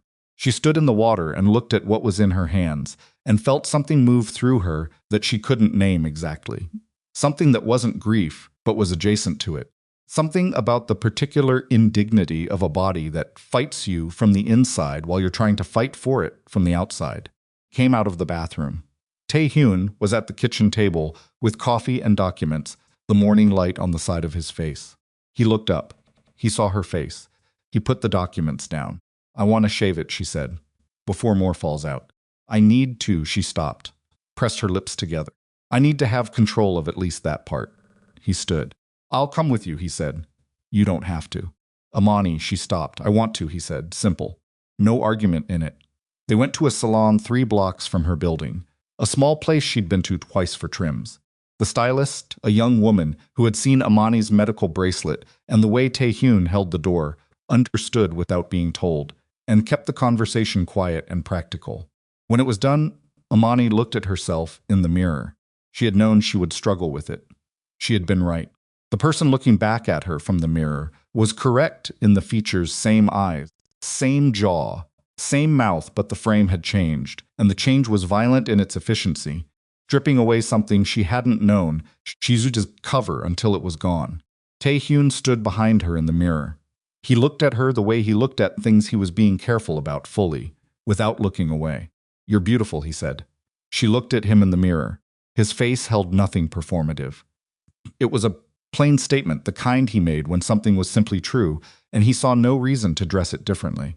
She breathed in. He sat down in the chair. The stylist looked at him. "Mine too," he said. Imani turned around. "Tae-hyun." "Mine too," he said again to the stylist. She looked at him for a long moment. Then she looked at Imani. Imani looked at the floor, then at the ceiling. Then she made a sound that was not quite a laugh, but lived in that neighborhood. "You're insane," she said. "Probably," he said. When they walked out an hour later, the sole afternoon found them both with shaved heads and Imani's hand tucked into the crook of Tae-hyun's arm. And she did not think about who saw them, or what it looked like, or what it meant for any of the clean lines she had drawn and redrawn over the past months. She thought about the feeling of his arm steady under her hand. She held on to that. The second cycle hit harder than the first. This was expected. Dr. Yoon had explained the cumulative effect, each round compounding on the previous, the body's reserves depleting in a way that had its own arithmetic. Imani knew this medically, and she knew it practically, and knowing it did not make the third week of the sex cycle anything other than the worst she had felt since she was 17 years old in a Baltimore hospital, wondering if she was going to make it out. She ran fever on a Tuesday night. Not dangerous, doctor. Yoon had given her parameters, and she monitored herself with the precision of a physician who knew exactly which number meant the emergency room, but high enough to be miserable, to make the apartment feel like it was breathing wrong, to produce the particular delusional exhaustion, where thought became slippery and the walls of the room seemed somehow closer than they were. Tae-hyun had been there for 3 days straight at that point, stopped going back to his own penthouse with anything approaching regularity. His lieutenants communicated through Ji-won, who brought documents to Imani's building and waited in the lobby. And Tae-hyun reviewed them at her kitchen table and made calls on the building's roof when he needed privacies, and came back smelling of cold air and organized his entire empire through a phone while sitting in a borrowed apartment, chair next to a woman who was fighting her own blood. She was lucid enough on the Tuesday night to understand she had a fever. She was not lucid enough to manage what came out of her mouth. "I keep thinking about the letters," she said. She was on the couch, the window cracked, because the air felt thick. "The ones I wrote you. I spent a year thinking you'd gotten them, and just decided I wasn't worth writing back to." He was in the chair across from her. He had the cool cloth again, and he was leaning forward with his elbows on his knees. "I know," he said. "It changed how I think it changed how I decided to be." After that, she looked at the ceiling. Her voice had the floaty quality that came with fever and exhaustion. "I decided I was going to be useful. I was going to be so competent and so good at things that nobody could afford not to." She stopped. "That nobody could afford to ignore me."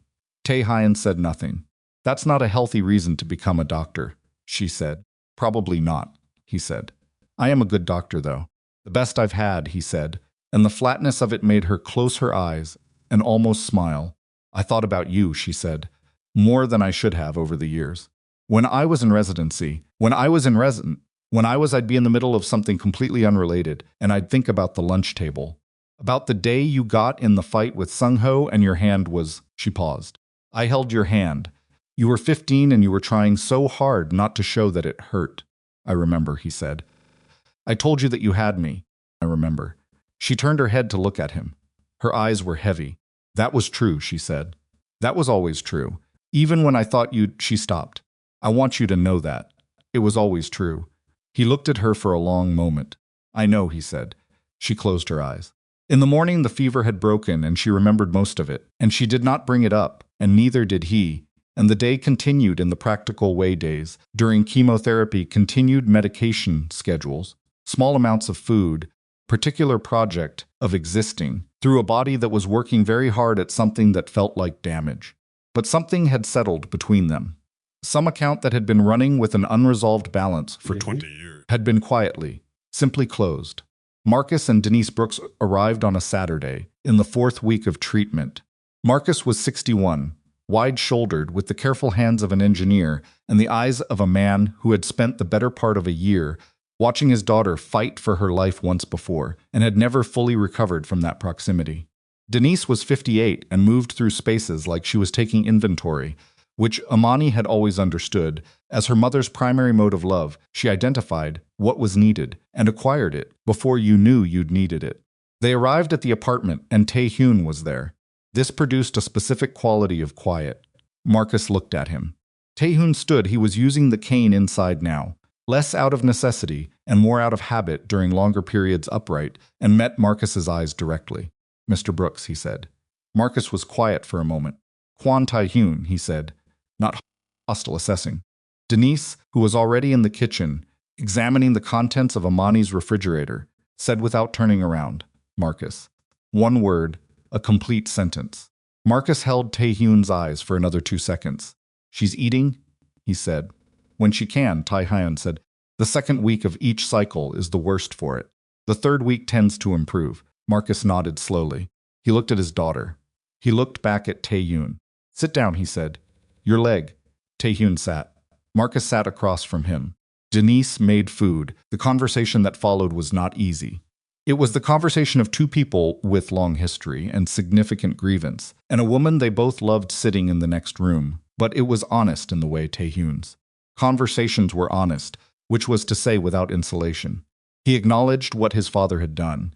He acknowledged that 20 years of Imani believing she'd been rejected had happened because of a decision made in his household. He said it plainly, and he did not minimize it, and he did not offer an explanation as though explanation were the same thing as repair. Marcus listened to all of it. She spent 6 months in treatment the first time, Marcus said. She was 17. She didn't cry once in front of us. Not once. He looked at his hands. I used to hear her through the wall at night. Tae-hyun said nothing. She's not going to ask for what she needs, Marcus said. She never has. You need to already be providing it. I know, Tae-hyun said. Do you? I've been learning, Tae-hyun said, what she needs and doesn't ask for 4 months. He paused. I'm paying attention. Marcus looked at him for a long time. Then he nodded. Once all right, he said. The stem cell question came up in the 6th week. Dr. Yoon raised it in the way physicians raised things they'd been watching approach for a while, carefully, with data, in a tone that was neither catastrophic nor reassuring, because it needed to be neither. The chemotherapy was doing what chemotherapy did, which was significant damage to rapidly dividing cells across the board. The leukemia cells were responding. The treatment was working. But the projections for durable remission with chemotherapy alone were not what Dr. Yoon wanted them to be. A stem cell transplant would substantially change the numbers. The challenge, Dr. Yoon said, is finding a compatible donor. Given Dr. Brooks's mixed heritage, the registry pools present some complexity. We'd want to begin testing family members immediately. Imani looked at her mother. Denise looked at Marcus. Marcus said, test me first. They tested Marcus that week. The results took 4 days. Those 4 days had a specific texture. The apartment was full of her parents now. Her mother cooking in volumes that suggested she processed fear through food. Her father, sitting with Tae-hyun at the kitchen table in the evenings in conversations that had started formal and become something else. Something Imani caught fragments of from her bedroom and did not interrupt, because the fragments sounded like two men talking about her and about grief and about the particular experience of loving someone stubborn. On the fourth day, Dr. Yoon called. Marcus was a match. Denise made a sound from the kitchen that was not quite a word. Marcus sat very still in the chair for a moment. Then he put his face in his hands. Imani crossed the room and put her arms around her father's shoulders, and they stayed like that without saying anything.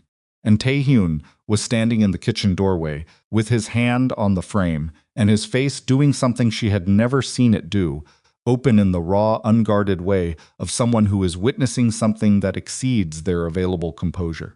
Imani made the request on a Friday morning. She had been awake since 3. She had been awake since 3. Just from the particular wakefulness of someone whose mind has reached a decision while the rest of the body was trying to sleep. By 5, she'd stopped pretending and gotten up, made tea she didn't drink, sat at the window watching Seoul go gray, and then pink and then white with morning. Tae-hyun appeared in the kitchen at 5:40, which was how she knew he hadn't slept either. He sat across from her. She looked at him. "I want to get married," she said. Before the transplant, he looked at her. His face was very still. "I know what that sounds like," she said. "I know it sounds like It sounds like you want to get married," he said. "There are risks with the transplant that Imani." She stopped. "Do you want to marry me?" he said. She looked at him. "Yes," she said. "Then that's the whole conversation," he said. She breathed out. "My parents are here," she said. "I know, your father should be there. I'll call him this morning. It should be small. The hospital can accommodate." Imani. He reached across the table and put his hand over hers. "I'll handle it." She looked at their hands. "Okay," she said. The wedding happened 4 days later. It was small in the way that made small feel like exactly enough. The private room the hospital administration had lent them was not beautiful. It was a conference room, with the table pushed back and chairs arranged in a rough circle and medical equipment visible through the glass partition. And none of that mattered in any way she could explain afterward. Dae-sung stood beside his son. The old man was wearing his good suit, and his eyes were red, which he would later deny. Marcus and Denise sat in the front row. Denise had found flowers somewhere. Imani had not asked where, had not asked how, and there were white flowers on the windowsill and on the table, and in the small bouquet her mother pressed into her hands at the door. Ji-won was there. Hyun-soo was there. Dr. Yoon stood in the back with her arms folded and her expression professionally neutral, except for the part where it wasn't. Imani walked in on her father's arm. Tae-hyun turned when she came through the door. He was in a dark suit, and he was using the cane, and he turned and looked at her with an expression she had no word for in any language, not joy exactly, not relief exactly. Something that contained both, and was also neither. Something that was specific to this moment and to this man and to the 20 years of wrong roads it had taken them to arrive here. She walked to him. The officiant was brief. The vows were simple. She had not wanted elaborate. She had wanted true. And what she said to him was true. And what he said to her was true. And there were no metaphors and no poetry. Just two people in a hospital conference room with flowers on the windowsill saying the plainest version of the most important thing. When it was done, he kissed her, and her father made a sound from the front row, and Denise took his hand, and Dae-sung looked at the ceiling. The transplant unit admitted Imani 6 days after the wedding. The preparatory conditioning regimen came first high-dose chemotherapy designed to eliminate the remaining leukemia cells and create space in the bone marrow for the donor cells to engraft. It was the most aggressive phase of the entire treatment, and it reduced her immune system to almost nothing. And it was brutal in the specific way of necessary things that cannot be made less than what they are. Tae-hyun relinquished the day-to-day operations of the Kwon organization to his most trusted senior lieutenant for the duration. He did not announce this. He called the man in, stated what was happening, stated what authority was being delegated and under what parameters, and ended the meeting in 11 minutes. Ji-won drove him back to the hospital. He did not look at his phone for business purposes again for 3 weeks. He sat outside the transplant unit. The visiting rules were strict limited contact time, full protective equipment when inside, The particular indignity of seeing someone you loved through a combination of glass and gown. He learned the nursing schedule. He learned which staff responded to directness and which responded better to patience, and calibrated himself accordingly, because what he wanted was maximum access within the rules, and he was efficient when he wanted something. Marcus donated the stem cells on a Wednesday morning. The procedure itself was straightforward: collection, processing, infusion. Marcus came out of it pale and tired and quiet, and Tae-hyun was in the hallway when they brought him past in a wheelchair, and Marcus looked up at him. "She's strong," Marcus said. His voice was rough. "I know," Tae-hyun said. "She's going to fight this." "I know that too," Marcus nodded. He let the orderly push him to his room. Tae-hyun stood in the hallway for a moment. Then he sat down in the nearest chair and put his elbows on his knees and stared at the floor, with an expression nobody was there to see. Day 7 post-transplant. Day 10. Day 14. The waiting after a transplant had its own specific quality, not the act of treatment, but something more diffuse and harder to manage, the waiting of someone who has done everything they can do and now must simply stand in place while biology runs its course. The transplanted cells needed time to find the bone marrow, to establish, to begin producing subcells that would constitute her new immune foundation. This was called engraftment, and it happened on its own schedule, and no amount of force or intelligence or resources could accelerate it. Tae-hyun found this almost unbearable. He managed it the way he managed unbearable things, by staying useful. He sat outside the unit. He communicated with Dr. Yoon twice daily. He made sure Denise ate. He sat with Marcus in the evenings and did not talk about the transplant, but talked about other things. Engineering and soul, and the particular way the Han River looked at dusk. Conversation that was not about the thing they were both thinking about, and was therefore, somehow, exactly about it. On day 19, he was not sleeping well. This was an understatement. He was sleeping in 2-hour intervals in the chair outside the unit, returning to the apartment to shower and change, and coming back. And he had been doing this for 19 days, and it was showing in ways he did not acknowledge when Denise told him he looked terrible. "I'm fine," he said. "You look like something that came in from the cold and died," Denise said, with the particular frankness of a woman who had raised Imani and had certain patterns of directness as a result. "I'm fine," he said again. She put a container of food in his hands. He ate it. On day 22, he collapsed. It was not dramatic. Drama required witnesses, and he was alone in the corridor outside the apartment elevator, having just returned from the hospital at 2 in the morning, after a nurse had told him visiting hours were over, in a tone that had finally gotten through the determination. He stepped out of the elevator, and his legs simply stopped working the way they were supposed to. The recovery that was still happening on its own timetable, still not fully what it had been. And 3 weeks of inadequate sleep and inadequate food, and the sustained weight of this specific fear, it found the weakest point in the structure, and the structure gave. He woke up in a hospital bed. Different unit. Not the transplant ward. Someone had found him in the corridor, the building's night security, and called an ambulance. And by the time he was oriented and demanding to be told where Imani was, it was 6 in the morning, and Denise was sitting beside him with a coffee and an expression of someone who had already been briefed and was keeping it together by force of will. "She's the same," Denise said before he could ask. "Stable.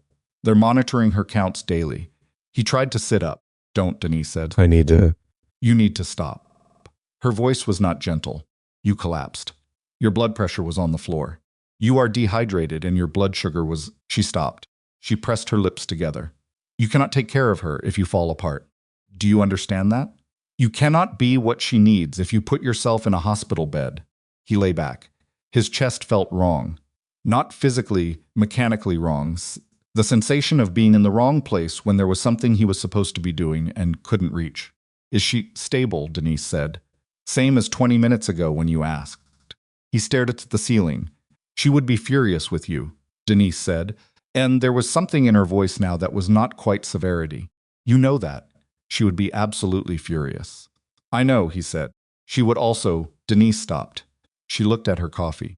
"She told me, when she called to tell us about her diagnosis. Before she told us she was sick, she told us about you. She said she wasn't alone." Denise looked up. "She has never said that before." In all the years, since the first time all the years of building her life, she has never once said she wasn't alone. Tae-hyun said nothing. So stay in the bed, Denise said. Get the IV fluids, and tomorrow you can go back to that hallway and sit in that chair. But today you are going to let someone else. Her voice caught. Just once. She recovered immediately. Today you are going to let someone else watch over her while you take care of yourself. He looked at her. He nodded. She looked back at her coffee. In the room above them, Imani's transplanted cells were finding their way through her blood, searching for the marrow, beginning the slow, invisible, extraordinary process of becoming part of her. He was discharged the next afternoon. He went directly to the transplant unit. He was in the middle of putting on the gown, the sterile overgarment required for entry, which he had learned to put on quickly, the particular efficiency of repetition, when the head nurse appeared at the station. Mr. Kwon, he turned. The nurse's expression was not catastrophic, but it was not reassuring either. It was the expression of someone carrying information that needed to be delivered carefully. And Tae-hyun's heart did something violent in his chest because he knew that expression, and he knew what it meant, and he said, before she could speak, "Tell me. There was a patient in the room adjacent to your wife's. Tell me about my wife." The nurse paused. The patient who passed was in room 14B. Your wife is in 14D. His brain processed this at a speed that required his hand to find the wall. Your wife is alive, Mr. Kwon. Her counts from this morning. The nurse was already moving, turning toward the unit door. Come, I'll take you to her. He did not remember moving down the hallway. He remembered his hand on the door frame of room 14D. He remembered the light in the room, afternoon light, thin and white. And he remembered Imani looking up at him from the bed, with the dark circles and the pale face and the absolute aliveness of her eyes. Those eyes that had evaluated him at 16 and found him worth trusting, and he had been trying to be worth it ever since. Come here, she said. Her voice was rough from the treatment, but it was her voice. He crossed the room. His legs gave at the bedside, not from the injury, from something else. And he sat on the edge of the bed, and she put her arms around him, and he lowered his head against her shoulder, and he stopped managing it. He let it out. All of it, the 22 days, and the chair in the hallway, and the 2 in the morning, and the corridor floor, and the wrong patient room, and the word alive, the specific relief of that word, the way it hit a person in a place that had no armor left. She held him. She didn't say anything. She just held him and let him be the one who needed it. And outside the window, Soul was doing what Soul did, indifferent and enormous. And in room 14D, a man who had run a criminal empire for 15 years and had survived a deliberate highway crash and had relearned how to walk cried, without hiding it, into the shoulder of the woman who had always been, from a school hallway forward, the only person in front of whom he never had to perform. When he finally lifted his head, she looked at him. Her face was exhausted and pale, and the most beautiful thing he had ever seen. Counts, he said. His voice was wrecked. Dr. Yoon is coming this afternoon, she said. But the nurses said this morning. She stopped, looked at him. Tae-hyun. The morning numbers were good. He looked at her. How good, he said. She took his face in both hands. Good, she said. And then she pulled him close again and held on. And outside the window, the city moved through its afternoon without knowing that in a sterile hospital room on the 14th floor, 2 people who had spent 20 years finding their way back to each other were learning what it felt like to be on the other side of the worst of it, and still be there, still holding on, still against everything, present. The morning numbers were good. That was what she had said, and it turned out to be true, and the truth of it landed differently over the following days as the data accumulated. And Dr. Yoon's face changed in the incremental way of a physician, allowing herself to be cautiously certain about something she had been cautiously hoping for. Engraftment was confirmed on day 29. Dr. Yoon came into room 14D at 7:15 in the morning, which was earlier than her usual rounds. And Tae-hyun was already there in the chair beside the bed, because he had been there since 5. And Imani was awake because she had barely slept. And when Dr. Yoon looked at the chart and then looked at the 2 of them, she allowed something into her expression that Imani recognized from the other side of a doctor's face, the specific quality of good news that the physician has been protecting until the numbers made it safe to deliver. The donor cells have engrafted, Dr. Yoon said. Your white cell counts are recovering. We're seeing production from the new marrow. Imani looked at the ceiling. She did not cry. She had known she would not cry, had known it the same way she knew her own heart rate. It was just an information about herself she had collected over the years. But something happened in her chest that had no precise medical terminology, a kind of massive, quiet release, a sound like green wood splitting, like a structure that had been holding enormous weight for months, discovering that the weight had been lifted while it wasn't paying attention. Tae-hyun did not move for a moment. Then he put his hand over his face. Dr. Yoon said several more things: monitoring schedule, continued isolation protocol, the road from engraftment to full discharge, which was long and not without its own complications, and Imani heard own complication and retained all of it with the clinical mind that never fully switched off. But she was also watching Tae-hyun, who had turned in the chair slightly away from Dr. Yoon and was sitting with his hand still over his face and his shoulders, doing something she had never seen his shoulders do. When Dr. Yoon left, the room was quiet. Tae-hyun lowered his hand. His eyes were red. He didn't look at her immediately, looking instead at a point on the floor in the way of someone reassembling themselves from the inside before they were willing to be seen. "Hey," she said. He looked up. She held out her hand. He reached over and took it. They didn't say anything else for a while. Outside the window Seoul was gray and beginning to rain, the kind of fine rain that made the city look like it was dissolving at the edges. And in the room, the monitors beeped their small, steady percussion. And Imani looked at the rain and felt the weight of the last months settle into something she could finally let sit still. The road from engraftment to discharge took 6 more weeks. She had told people it would be long, and she had been right. The immune system that the conditioning regimen had eliminated was rebuilding itself from the foundation Marcus had given her. And this was a process that had no shortcut and no schedule that could be hurried. And there were setbacks: a low-grade infection in week 3 that required IV antibiotics and produced 4 days of fever, and the particular exhaustion of a body fighting on too many fronts. A brief drop in platelet counts that required close monitoring and caused Dr. Yoon to look at charts with the careful expression she wore when she was deciding how alarmed to be. Tae-hyun did not collapse again. He had taken what happened in the corridor seriously, which Imani suspected had less to do with the medical advice and more to do with Denise's voice, which, when it chose to be, could cut through most things. He ate. He slept in the apartment in actual intervals rather than the 2-hour chair segments of the earlier weeks. He came to the hospital in the morning and left when visiting hours ended, most nights. He did not stop working entirely. She had not asked him to. She understood what the organization was, what it required, that disappearing from it for months had consequences that accumulated like interest. She had simply asked him to be honest with her about it, and he had been. He told her when something required his direct attention, and he told her what it was in general terms, and she asked questions when she wanted to understand, and he answered them. And the conversations that resulted were sometimes the most interesting. They had a criminal empire and a physiatrist talking at the edge of a hospital bed about the logistics of power and the ethics of violence and what it looked like to try to build something different from what you had inherited. She came to understand, genuinely trying. The dismantling of the Kwon organization's most violent operations was not a gesture. It was a systematic, careful, legally precarious process that required more intelligence and patience than building the violence had ever required. Because violence was easy and the alternatives weren't. A sound like green wood splitting, and the people who depended on the organization's income needed something to replace what was being taken apart. And Tae-hyun had been working on this quietly since before the crash. She eventually learned. The accident had not begun the change. The change had already been in motion, had begun in the years after he assumed leadership and found that the machinery his father had left him was not something he could operate without becoming someone he recognized he did not want to be. "You were already leaving it," she said on one of the evenings when the conversation went deep. "Pieces of it," he said. He paused, looked at his hand on the railing of her hospital bed. The pieces that were only ever about fear.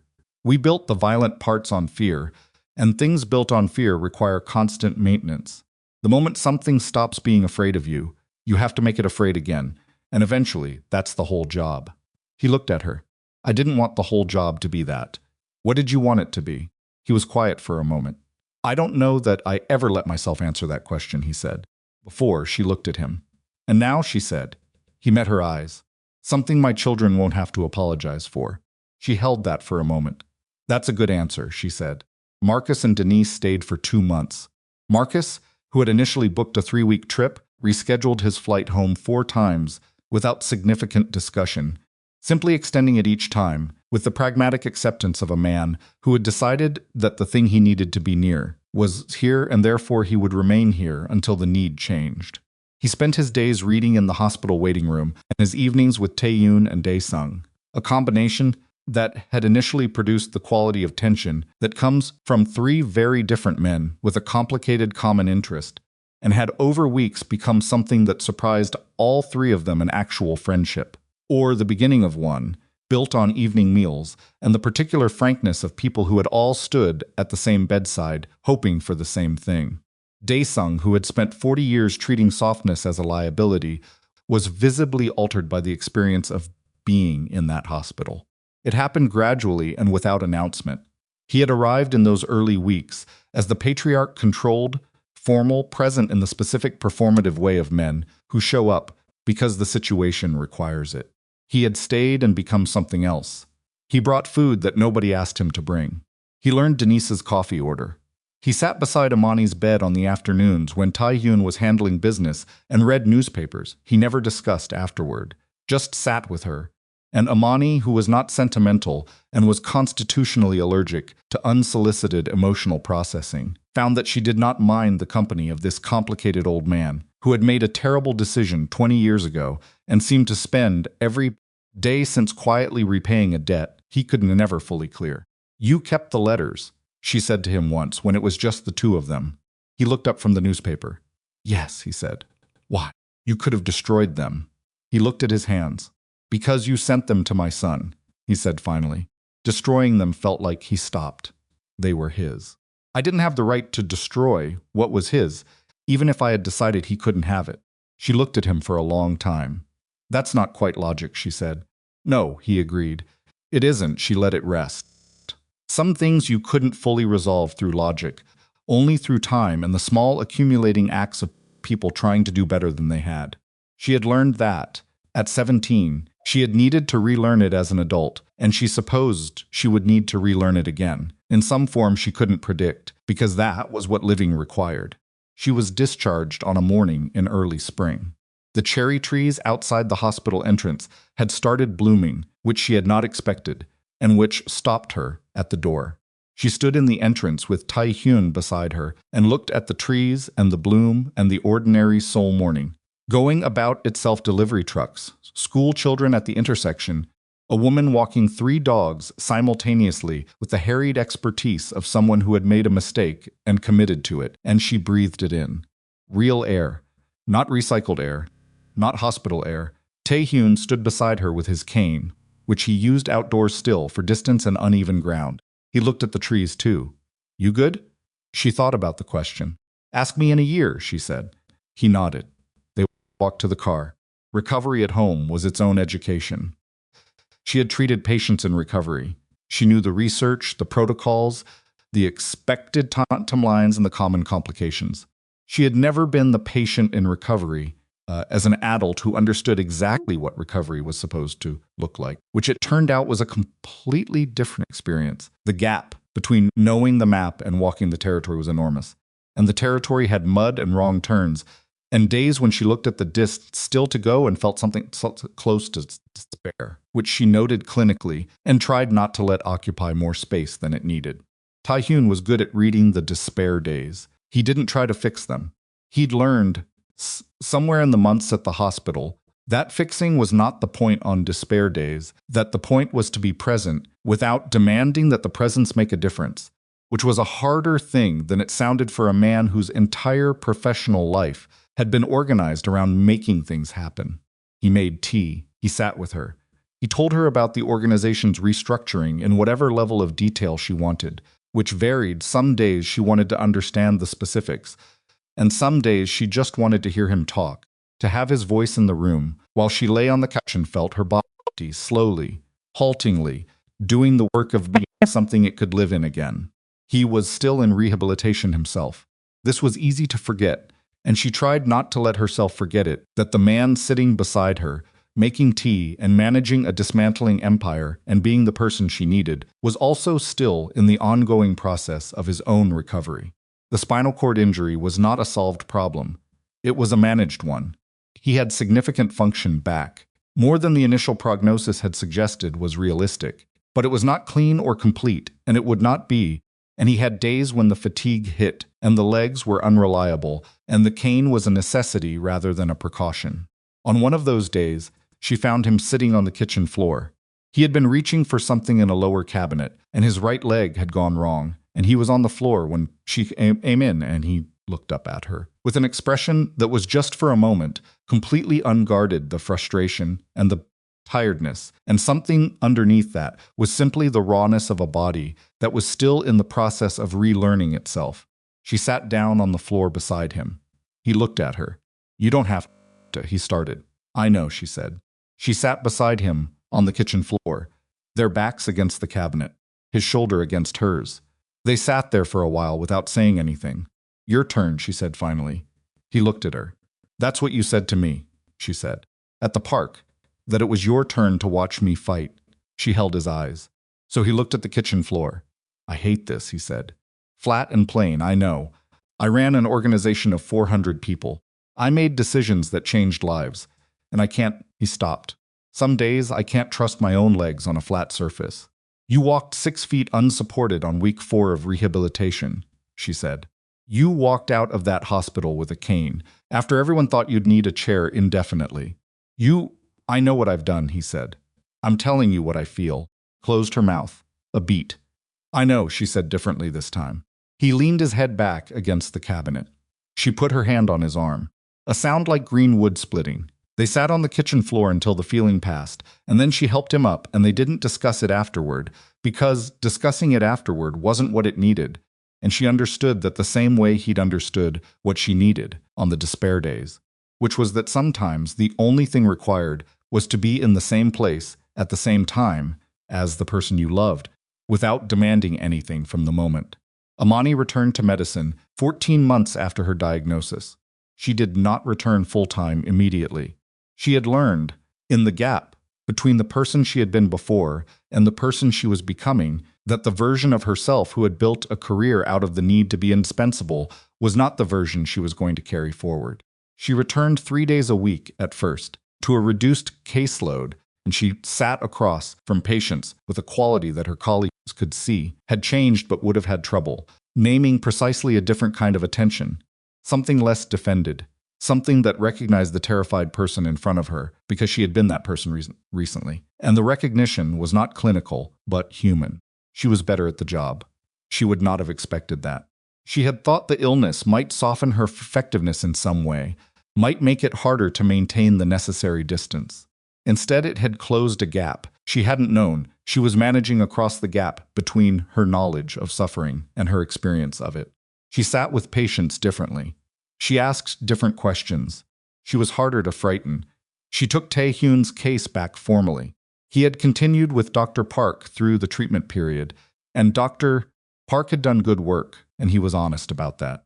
But she was his physiatrist, and she came back to his sessions with the eye of someone who knew exactly how far he'd come and exactly where the work still needed to happen. He was walking without the cane indoors. Outdoors on uneven ground, he still used it for longer distances. His gait had a quality that would probably always be there, a slight irregularity, a tendency to favor the left, a micro-hesitation in the right step that you'd see if you knew to look for it. She knew to look for it. She also knew how extraordinary the recovery was. Medically, structurally, how the odds at the beginning had pointed somewhere considerably worse than where they had ended up. She told him that in their first session back, he was at the parallel bars. Muscle memory, he always started there. Even now, even when the session would take him far beyond them. She thought he liked them for the same reason. She liked the clinic's evaluation room. They were the place where a thing became possible, and you went back to the beginning of possible, sometimes, just to stand in that specific air. "You know what the initial prognosis looked like," she said from the end of the bars. "I never read it," he said. She looked at him. "I asked, doctor." Shin, not to give me a specific percentage, he said. I thought if I knew the number, I'd spend the sessions arguing with it, instead of just walking. She considered this. That was smart, she said. I have moments. She almost smiled. Come here, she said. He walked to her. No rails, no cane. The gait was his, the specific, slightly irregular, entirely his walk that she had watched emerge over the past year from the parallel bars one step at a time. He stopped in front of her. You're walking, she said. I've been walking for 8 months, he said. I know. She looked at him. I wanted to say it out loud.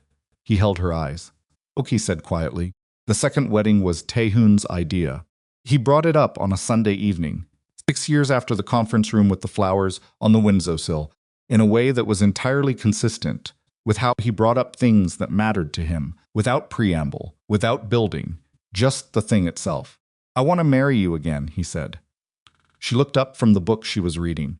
He was sitting across from her, in their living room, their apartment now, the one they'd moved into together 2 years after her discharge, a place that had the particular qualities of a space that had been lived in and argued over and filled with the accumulation of two people's things without apology. His cane was beside the chair. He had a drink he wasn't really having. He was looking at her with the directness that still, after all these years, landed with the same specific weight. We're already married, she said. I know. I want to do it again. Properly. He set the drink down. The first time was perfect, she said.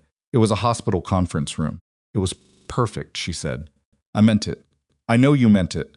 He held her eyes. I want to mean it again somewhere that doesn't smell like antiseptic. She looked at him for a long moment. The years were on his face. Since. Not heavily, he had taken care of himself in the way of someone who had learned through nearly losing the machinery that the machinery required maintenance. But they were there, in the lines beside his eyes, in the gray that had come in at his temples, in the quality of his stillness, which had changed as he'd aged from the controlled distance of a young man managing threat into something warmer and less defended. She thought she probably looked like time, too. She didn't mind. Where, she said. I'll handle it, he said, and she laughed. He took her to a ballroom in southern Seoul. She did not know it was a ballroom until the car stopped in front of it. She had thought they were going to dinner. He had said dinner, specifically.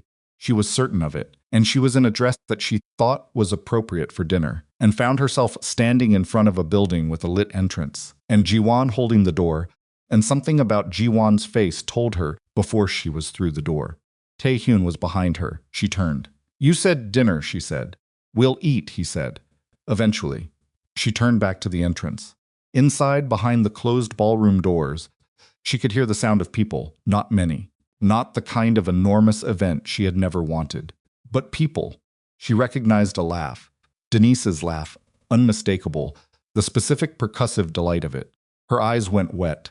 She turned to look at Tae-hyun again, splitting, and he was looking at her with the expression she had first seen at the hospital conference room when she'd walked through the door on her father's arm, that specific open, unperformed, entirely his expression that still unreasonably did the same thing to her chest it had done then. You had 6 years, he said. I wanted to give you something that wasn't done in 8 days. She looked at him. 6 years, she said. We move slowly, he said. We always have. She reached up and put her hand against his jaw. His hand came up and covered hers. I love you, she said. I know, he said. And then quieter, I love you too. I think I have since we were 15. She nodded. She breathed out. Okay, she said. Let's get married.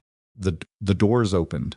Their families were there, Marcus and Denise. Older now, Marcus's hair fully silver. Denise in a dress that said she had known about this considerably longer than Imani had. Dae-sung stood near the front, in the good suit he had worn to the first wedding, which fit him differently now, because the years had changed the architecture of the man inside it. The rigid patriarch had become something both harder to name and easier to be in a room with, something that Imani had watched happen gradually and thought of as the slow thaw of a man discovering that it was not too late to become someone his son could look at without grief. Ji-won was there. Hyun-soo, who had left the hospital 2 years earlier for a private practice and who they had dinner with occasionally, who had never quite stopped being slightly awed by Tae-hyun in the way of someone who had watched him at his most diminished and most driven simultaneously. Dr. Yoon stood near the back with a glass of something, and an expression of someone who had attended this moment in her mind many times over the past 6 years and found the reality satisfying in its specifics. There were others people from the years, from the life, from the slow, careful work of building something out of the ruins of what had come before. Imani walked in, not on her father's arm this time. She walked in on her own, and Marcus was sitting in the front row with his arm around Denise. And when she passed him, he took her hand briefly and squeezed it and let go, and she kept walking. Tae-hyun was at the front. He was standing without the cane. She noticed that specifically he had chosen to stand without the cane for this, which she understood was a statement about the distance between the man who had woken in a hospital bed, unable to feel his legs, and the man standing here now. Cost him something to stand for extended periods, and she knew that, and he knew that she knew, and he stood anyway, and she loved him for it, and also planned to hand him the cane the moment the ceremony was over. She reached him. He looked at her. "Hi," she said. "Hi," he said. They smiled at each other.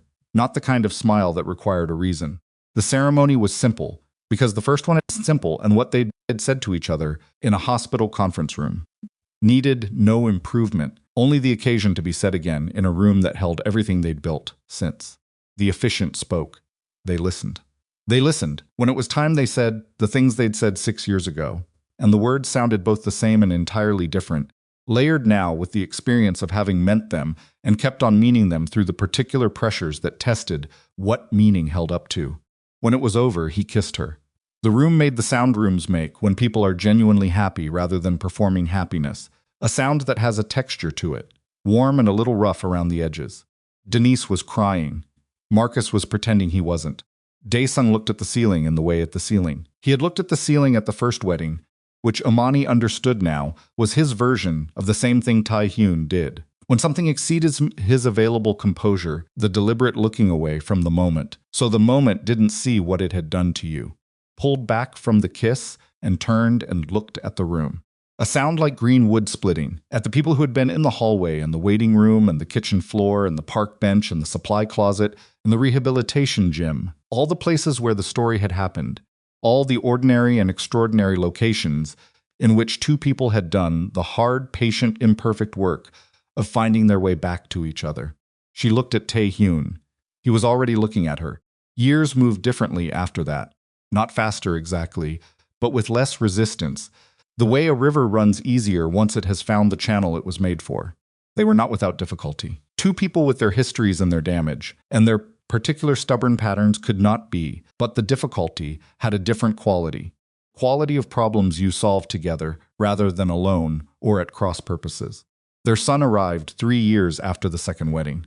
The doctors had told her at 17 that treatment might close that door, and the door had turned out to be not closed but difficult, and the difficulty had been its own ordeal. And then one morning it wasn't an ordeal anymore, and it was just a fact. There was a child. There was a boy, there was a person who was theirs. Tae-hyun held him in the hospital room with an expression she had no reference for in any of their years together. Something completely new. Something that made the face she'd been reading for decades go briefly unreadable as it reorganized itself around something it had never held before. He looked at her over the baby's head. She looked back at him. Neither of them had words adequate to the moment, so they didn't try to produce any. The boy grew up. He was neither of them and both of them, in the specific combination that children choose to reorganize the material of their parents into something surprising. He had Imani's stubbornness and Tae-hyun's stillness and some third quality that belonged entirely to himself, which announced itself early and became more specific with age. He did not grow up in the organization because there was no longer an organization in that sense. What from the ruins of the Kwon Empire was legitimate, was documented, was something he could inherit without the weight of what had previously required inheriting. Tae-hyun had made sure of that. It had taken longer than he wanted and cost more than he'd estimated and required a quality of patience that did not come naturally to him and that he had worked at deliberately, the way he worked at things that mattered. But it was done, and the thing he left his son was a company and a reputation built on the visible portion of what people could see, which was, he thought, enough. Dae-sung lived long enough to hold his grandson. He sat in the chair in their living room with the boy on his knee at 78, and he had the expression of a man tallying something, the things given up and the things arrived at, the losses and the late arrivals, all of it summed into this specific afternoon. He did not speak about what he was thinking. He looked at the boy and then at Tae-hyun, and he nodded once, the way he had nodded at Imani's bedside during the transplant weeks, and Tae-hyun nodded back. Accounting between them was completed in the only currencies that had ever actually measured it. Dae-sung died the following spring. In the apartment Tae-hyun had arranged for him in his sleep, the funeral was quiet. Tae-hyun stood at the front of it and said what was true, which was not uncomplicated and was not simple, and was honest that his father had made devastating mistakes and had spent his final years in the ongoing practice of becoming someone who made different ones, and that the distance between those two versions of Kwon Tae-hyun was the realist measure of who he had been. After the funeral, Tae-hyun sat in their kitchen for a long time. Imani sat with him. She did not try to make it easier. She held his hand and she let it be what it was: grief. For a man who was hard to grieve cleanly, grief for the father he deserved and had been given only in partial and incomplete form, grief for the years the letters had cost them that could not be returned, and underneath all of it something else, something quieter, gratitude. For the box that had not been destroyed. For the old man who had sat in a hospital lobby and told her that his son deserved to choose. Marcus died first in Chicago of a heart attack at 74. Imani flew home with Tae-hyun, and they stayed for 3 weeks, and she went through her father's study with her mother and found the engineering notebooks, decades of them, filled with the small, careful handwriting of a man who had lived precisely and loved without precision, who had asked 17 clinical questions when his daughter told him she was sick and then had to stop and look away from the camera, who had flown to Seoul and given what his body had to give without being asked twice.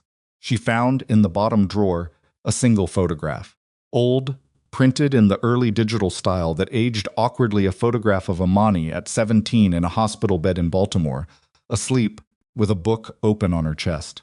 Marcus had written on the back, in his small handwriting, "She will be fine. She will be fine. She will be fine." She sat with the photograph for a long time. Tae-hyun found her there. She showed him the photograph. He looked at it, and at the back, and he held it carefully in both hands the way you hold something that is important to someone you love. He handed it back. He sat beside her. She put her head on his shoulder, and they sat there in her father's study among the notebooks and the decades and the specific, heavy, ordinary presence of a life that had been lived and was now finished, and she cried finally, fully, without managing it, for her father and for the girl in the photograph who had not yet made it back to Seoul and had not yet sat in a park with her hands shaking and been told she didn't have to hold it alone. Tae-hyun held her. He said nothing, because nothing was required. Denise came to live with them when she was 81. This was Denise's decision, stated as all of Denise's decisions were stated as information about what was going to happen rather than as a request. She arrived with 2 suitcases and immediately reorganized their kitchen in a way that Tae-hyun said nothing about, and Imani said several things about before accepting, and she lived with them for 4 years, and the years were among the fullest they had experienced. The house loud and complicated, in the way of a house that holds multiple generations. Their son coming and going in the particular pattern of a young adult who had not fully left and had not fully stayed. Denise taught Tae-hyun to make her mother's peach cobbler. This took 7 attempts, and the 7th was acceptable, and she wrote the recipe in her own handwriting and gave it to him without comment, which they both understood as a statement of several things that had never been said directly and did not need to be. She died in her sleep at 85, in the room they had made for her that got the morning light she liked. And the house was quieter after that in the way that the departure of a large presence creates a silence with its own specific shape. They grew old the way they had done most things together, and without hurrying. Tae-hyun's limp became more pronounced in his 70s, the old injury asserting itself in the accumulated arithmetic of decades. He continued without significant complaint and without the cane until he was 69, at which point Imani put it in his hand one morning, and he took it without argument, which was its own statement about what 20 years of living with someone will do to a person's relationship to the performance of capability. She continued practicing medicine until she was 67. She stopped not because she was forced to, but because she was ready, which was a distinction she had spent her career helping patients understand and finally applied to herself. She had given what she came to give. She knew when it was full. She watched him after she stopped working. Watched him in the specific way you watch someone when you finally have the uninterrupted time to look at the way age had settled on him, at the man underneath the years, the boy who was still in there, somewhere in the particular quality of his stillness, and the way he listened, and the fact that he had never in all the time she had known him said something he didn't mean. He watched her too. She felt it without needing to turn around. Felt it the way you feel the attention of someone who has been paying attention to you for so long that their regard is indistinguishable from the air in the room. Their son brought grandchildren. The house filled up on holidays and on ordinary days and on days without reason, filled with the particular noise of a family that had been built from two people who had not expected to have one, the noise of children who did not know the story of the hospital and the letters and the park bench and the parallel bars, who knew only that their green wood splitting, who knew only that their grandparent particular things, and that the Hautine grandfather taught, and that their grandfather told stories about walking that had the quality of things that had been important and had been survived. Imani told them some of it when they were old enough. Not all of it. Some of it was theirs, hers, and Tae-hyun's, and would remain so. The sounds. But she told them about the school hallway because she thought children should know that someone stepping between you and a cruel person was the beginning of something. She told them about the letters because she thought they should know what lost time looked like and how unnecessary it could be. She told them about the park bench and the shaking hands because she thought they should know what it looked like to let someone stay. She was 87 when the end came. Not suddenly. Nothing that had been built over this many years ended suddenly. It came the way the long things come, gradually, and then more so in the incremental narrowing of the world to its most essential coordinates. She was in their bed, which was where she had wanted to be, and it was a winter morning with the particular gray light she had always liked, the light that made Seoul look like a pencil sketch of itself. Their son was there. His children were there, some of them. Tae-hyun was beside her. He had not left the room in 2 days. She was awake. Not clearly, not in the way of earlier wakefulness, but present in the way that mattered. Aware of the weight of his hand on hers, aware of the light, aware of the room. She turned her head and looked at him. He was watching her. He had been watching her. His face was the face she had first looked at in a school hallway when she was 16 and had been looking at across every variety of distance and proximity ever since changed by decades. Settled into something that was not what she would have predicted for him. At 15, something more open, more arrived at, as if all the years had been a process of becoming the person he had always been underneath the management of it. "We did it," she said. Her voice was thin, but the words were clear. He leaned closer. "We did what?" he said. A breath. The morning light on the wall. "We grew old together," she said. He looked at her for a moment. His eyes filled. He did not look away.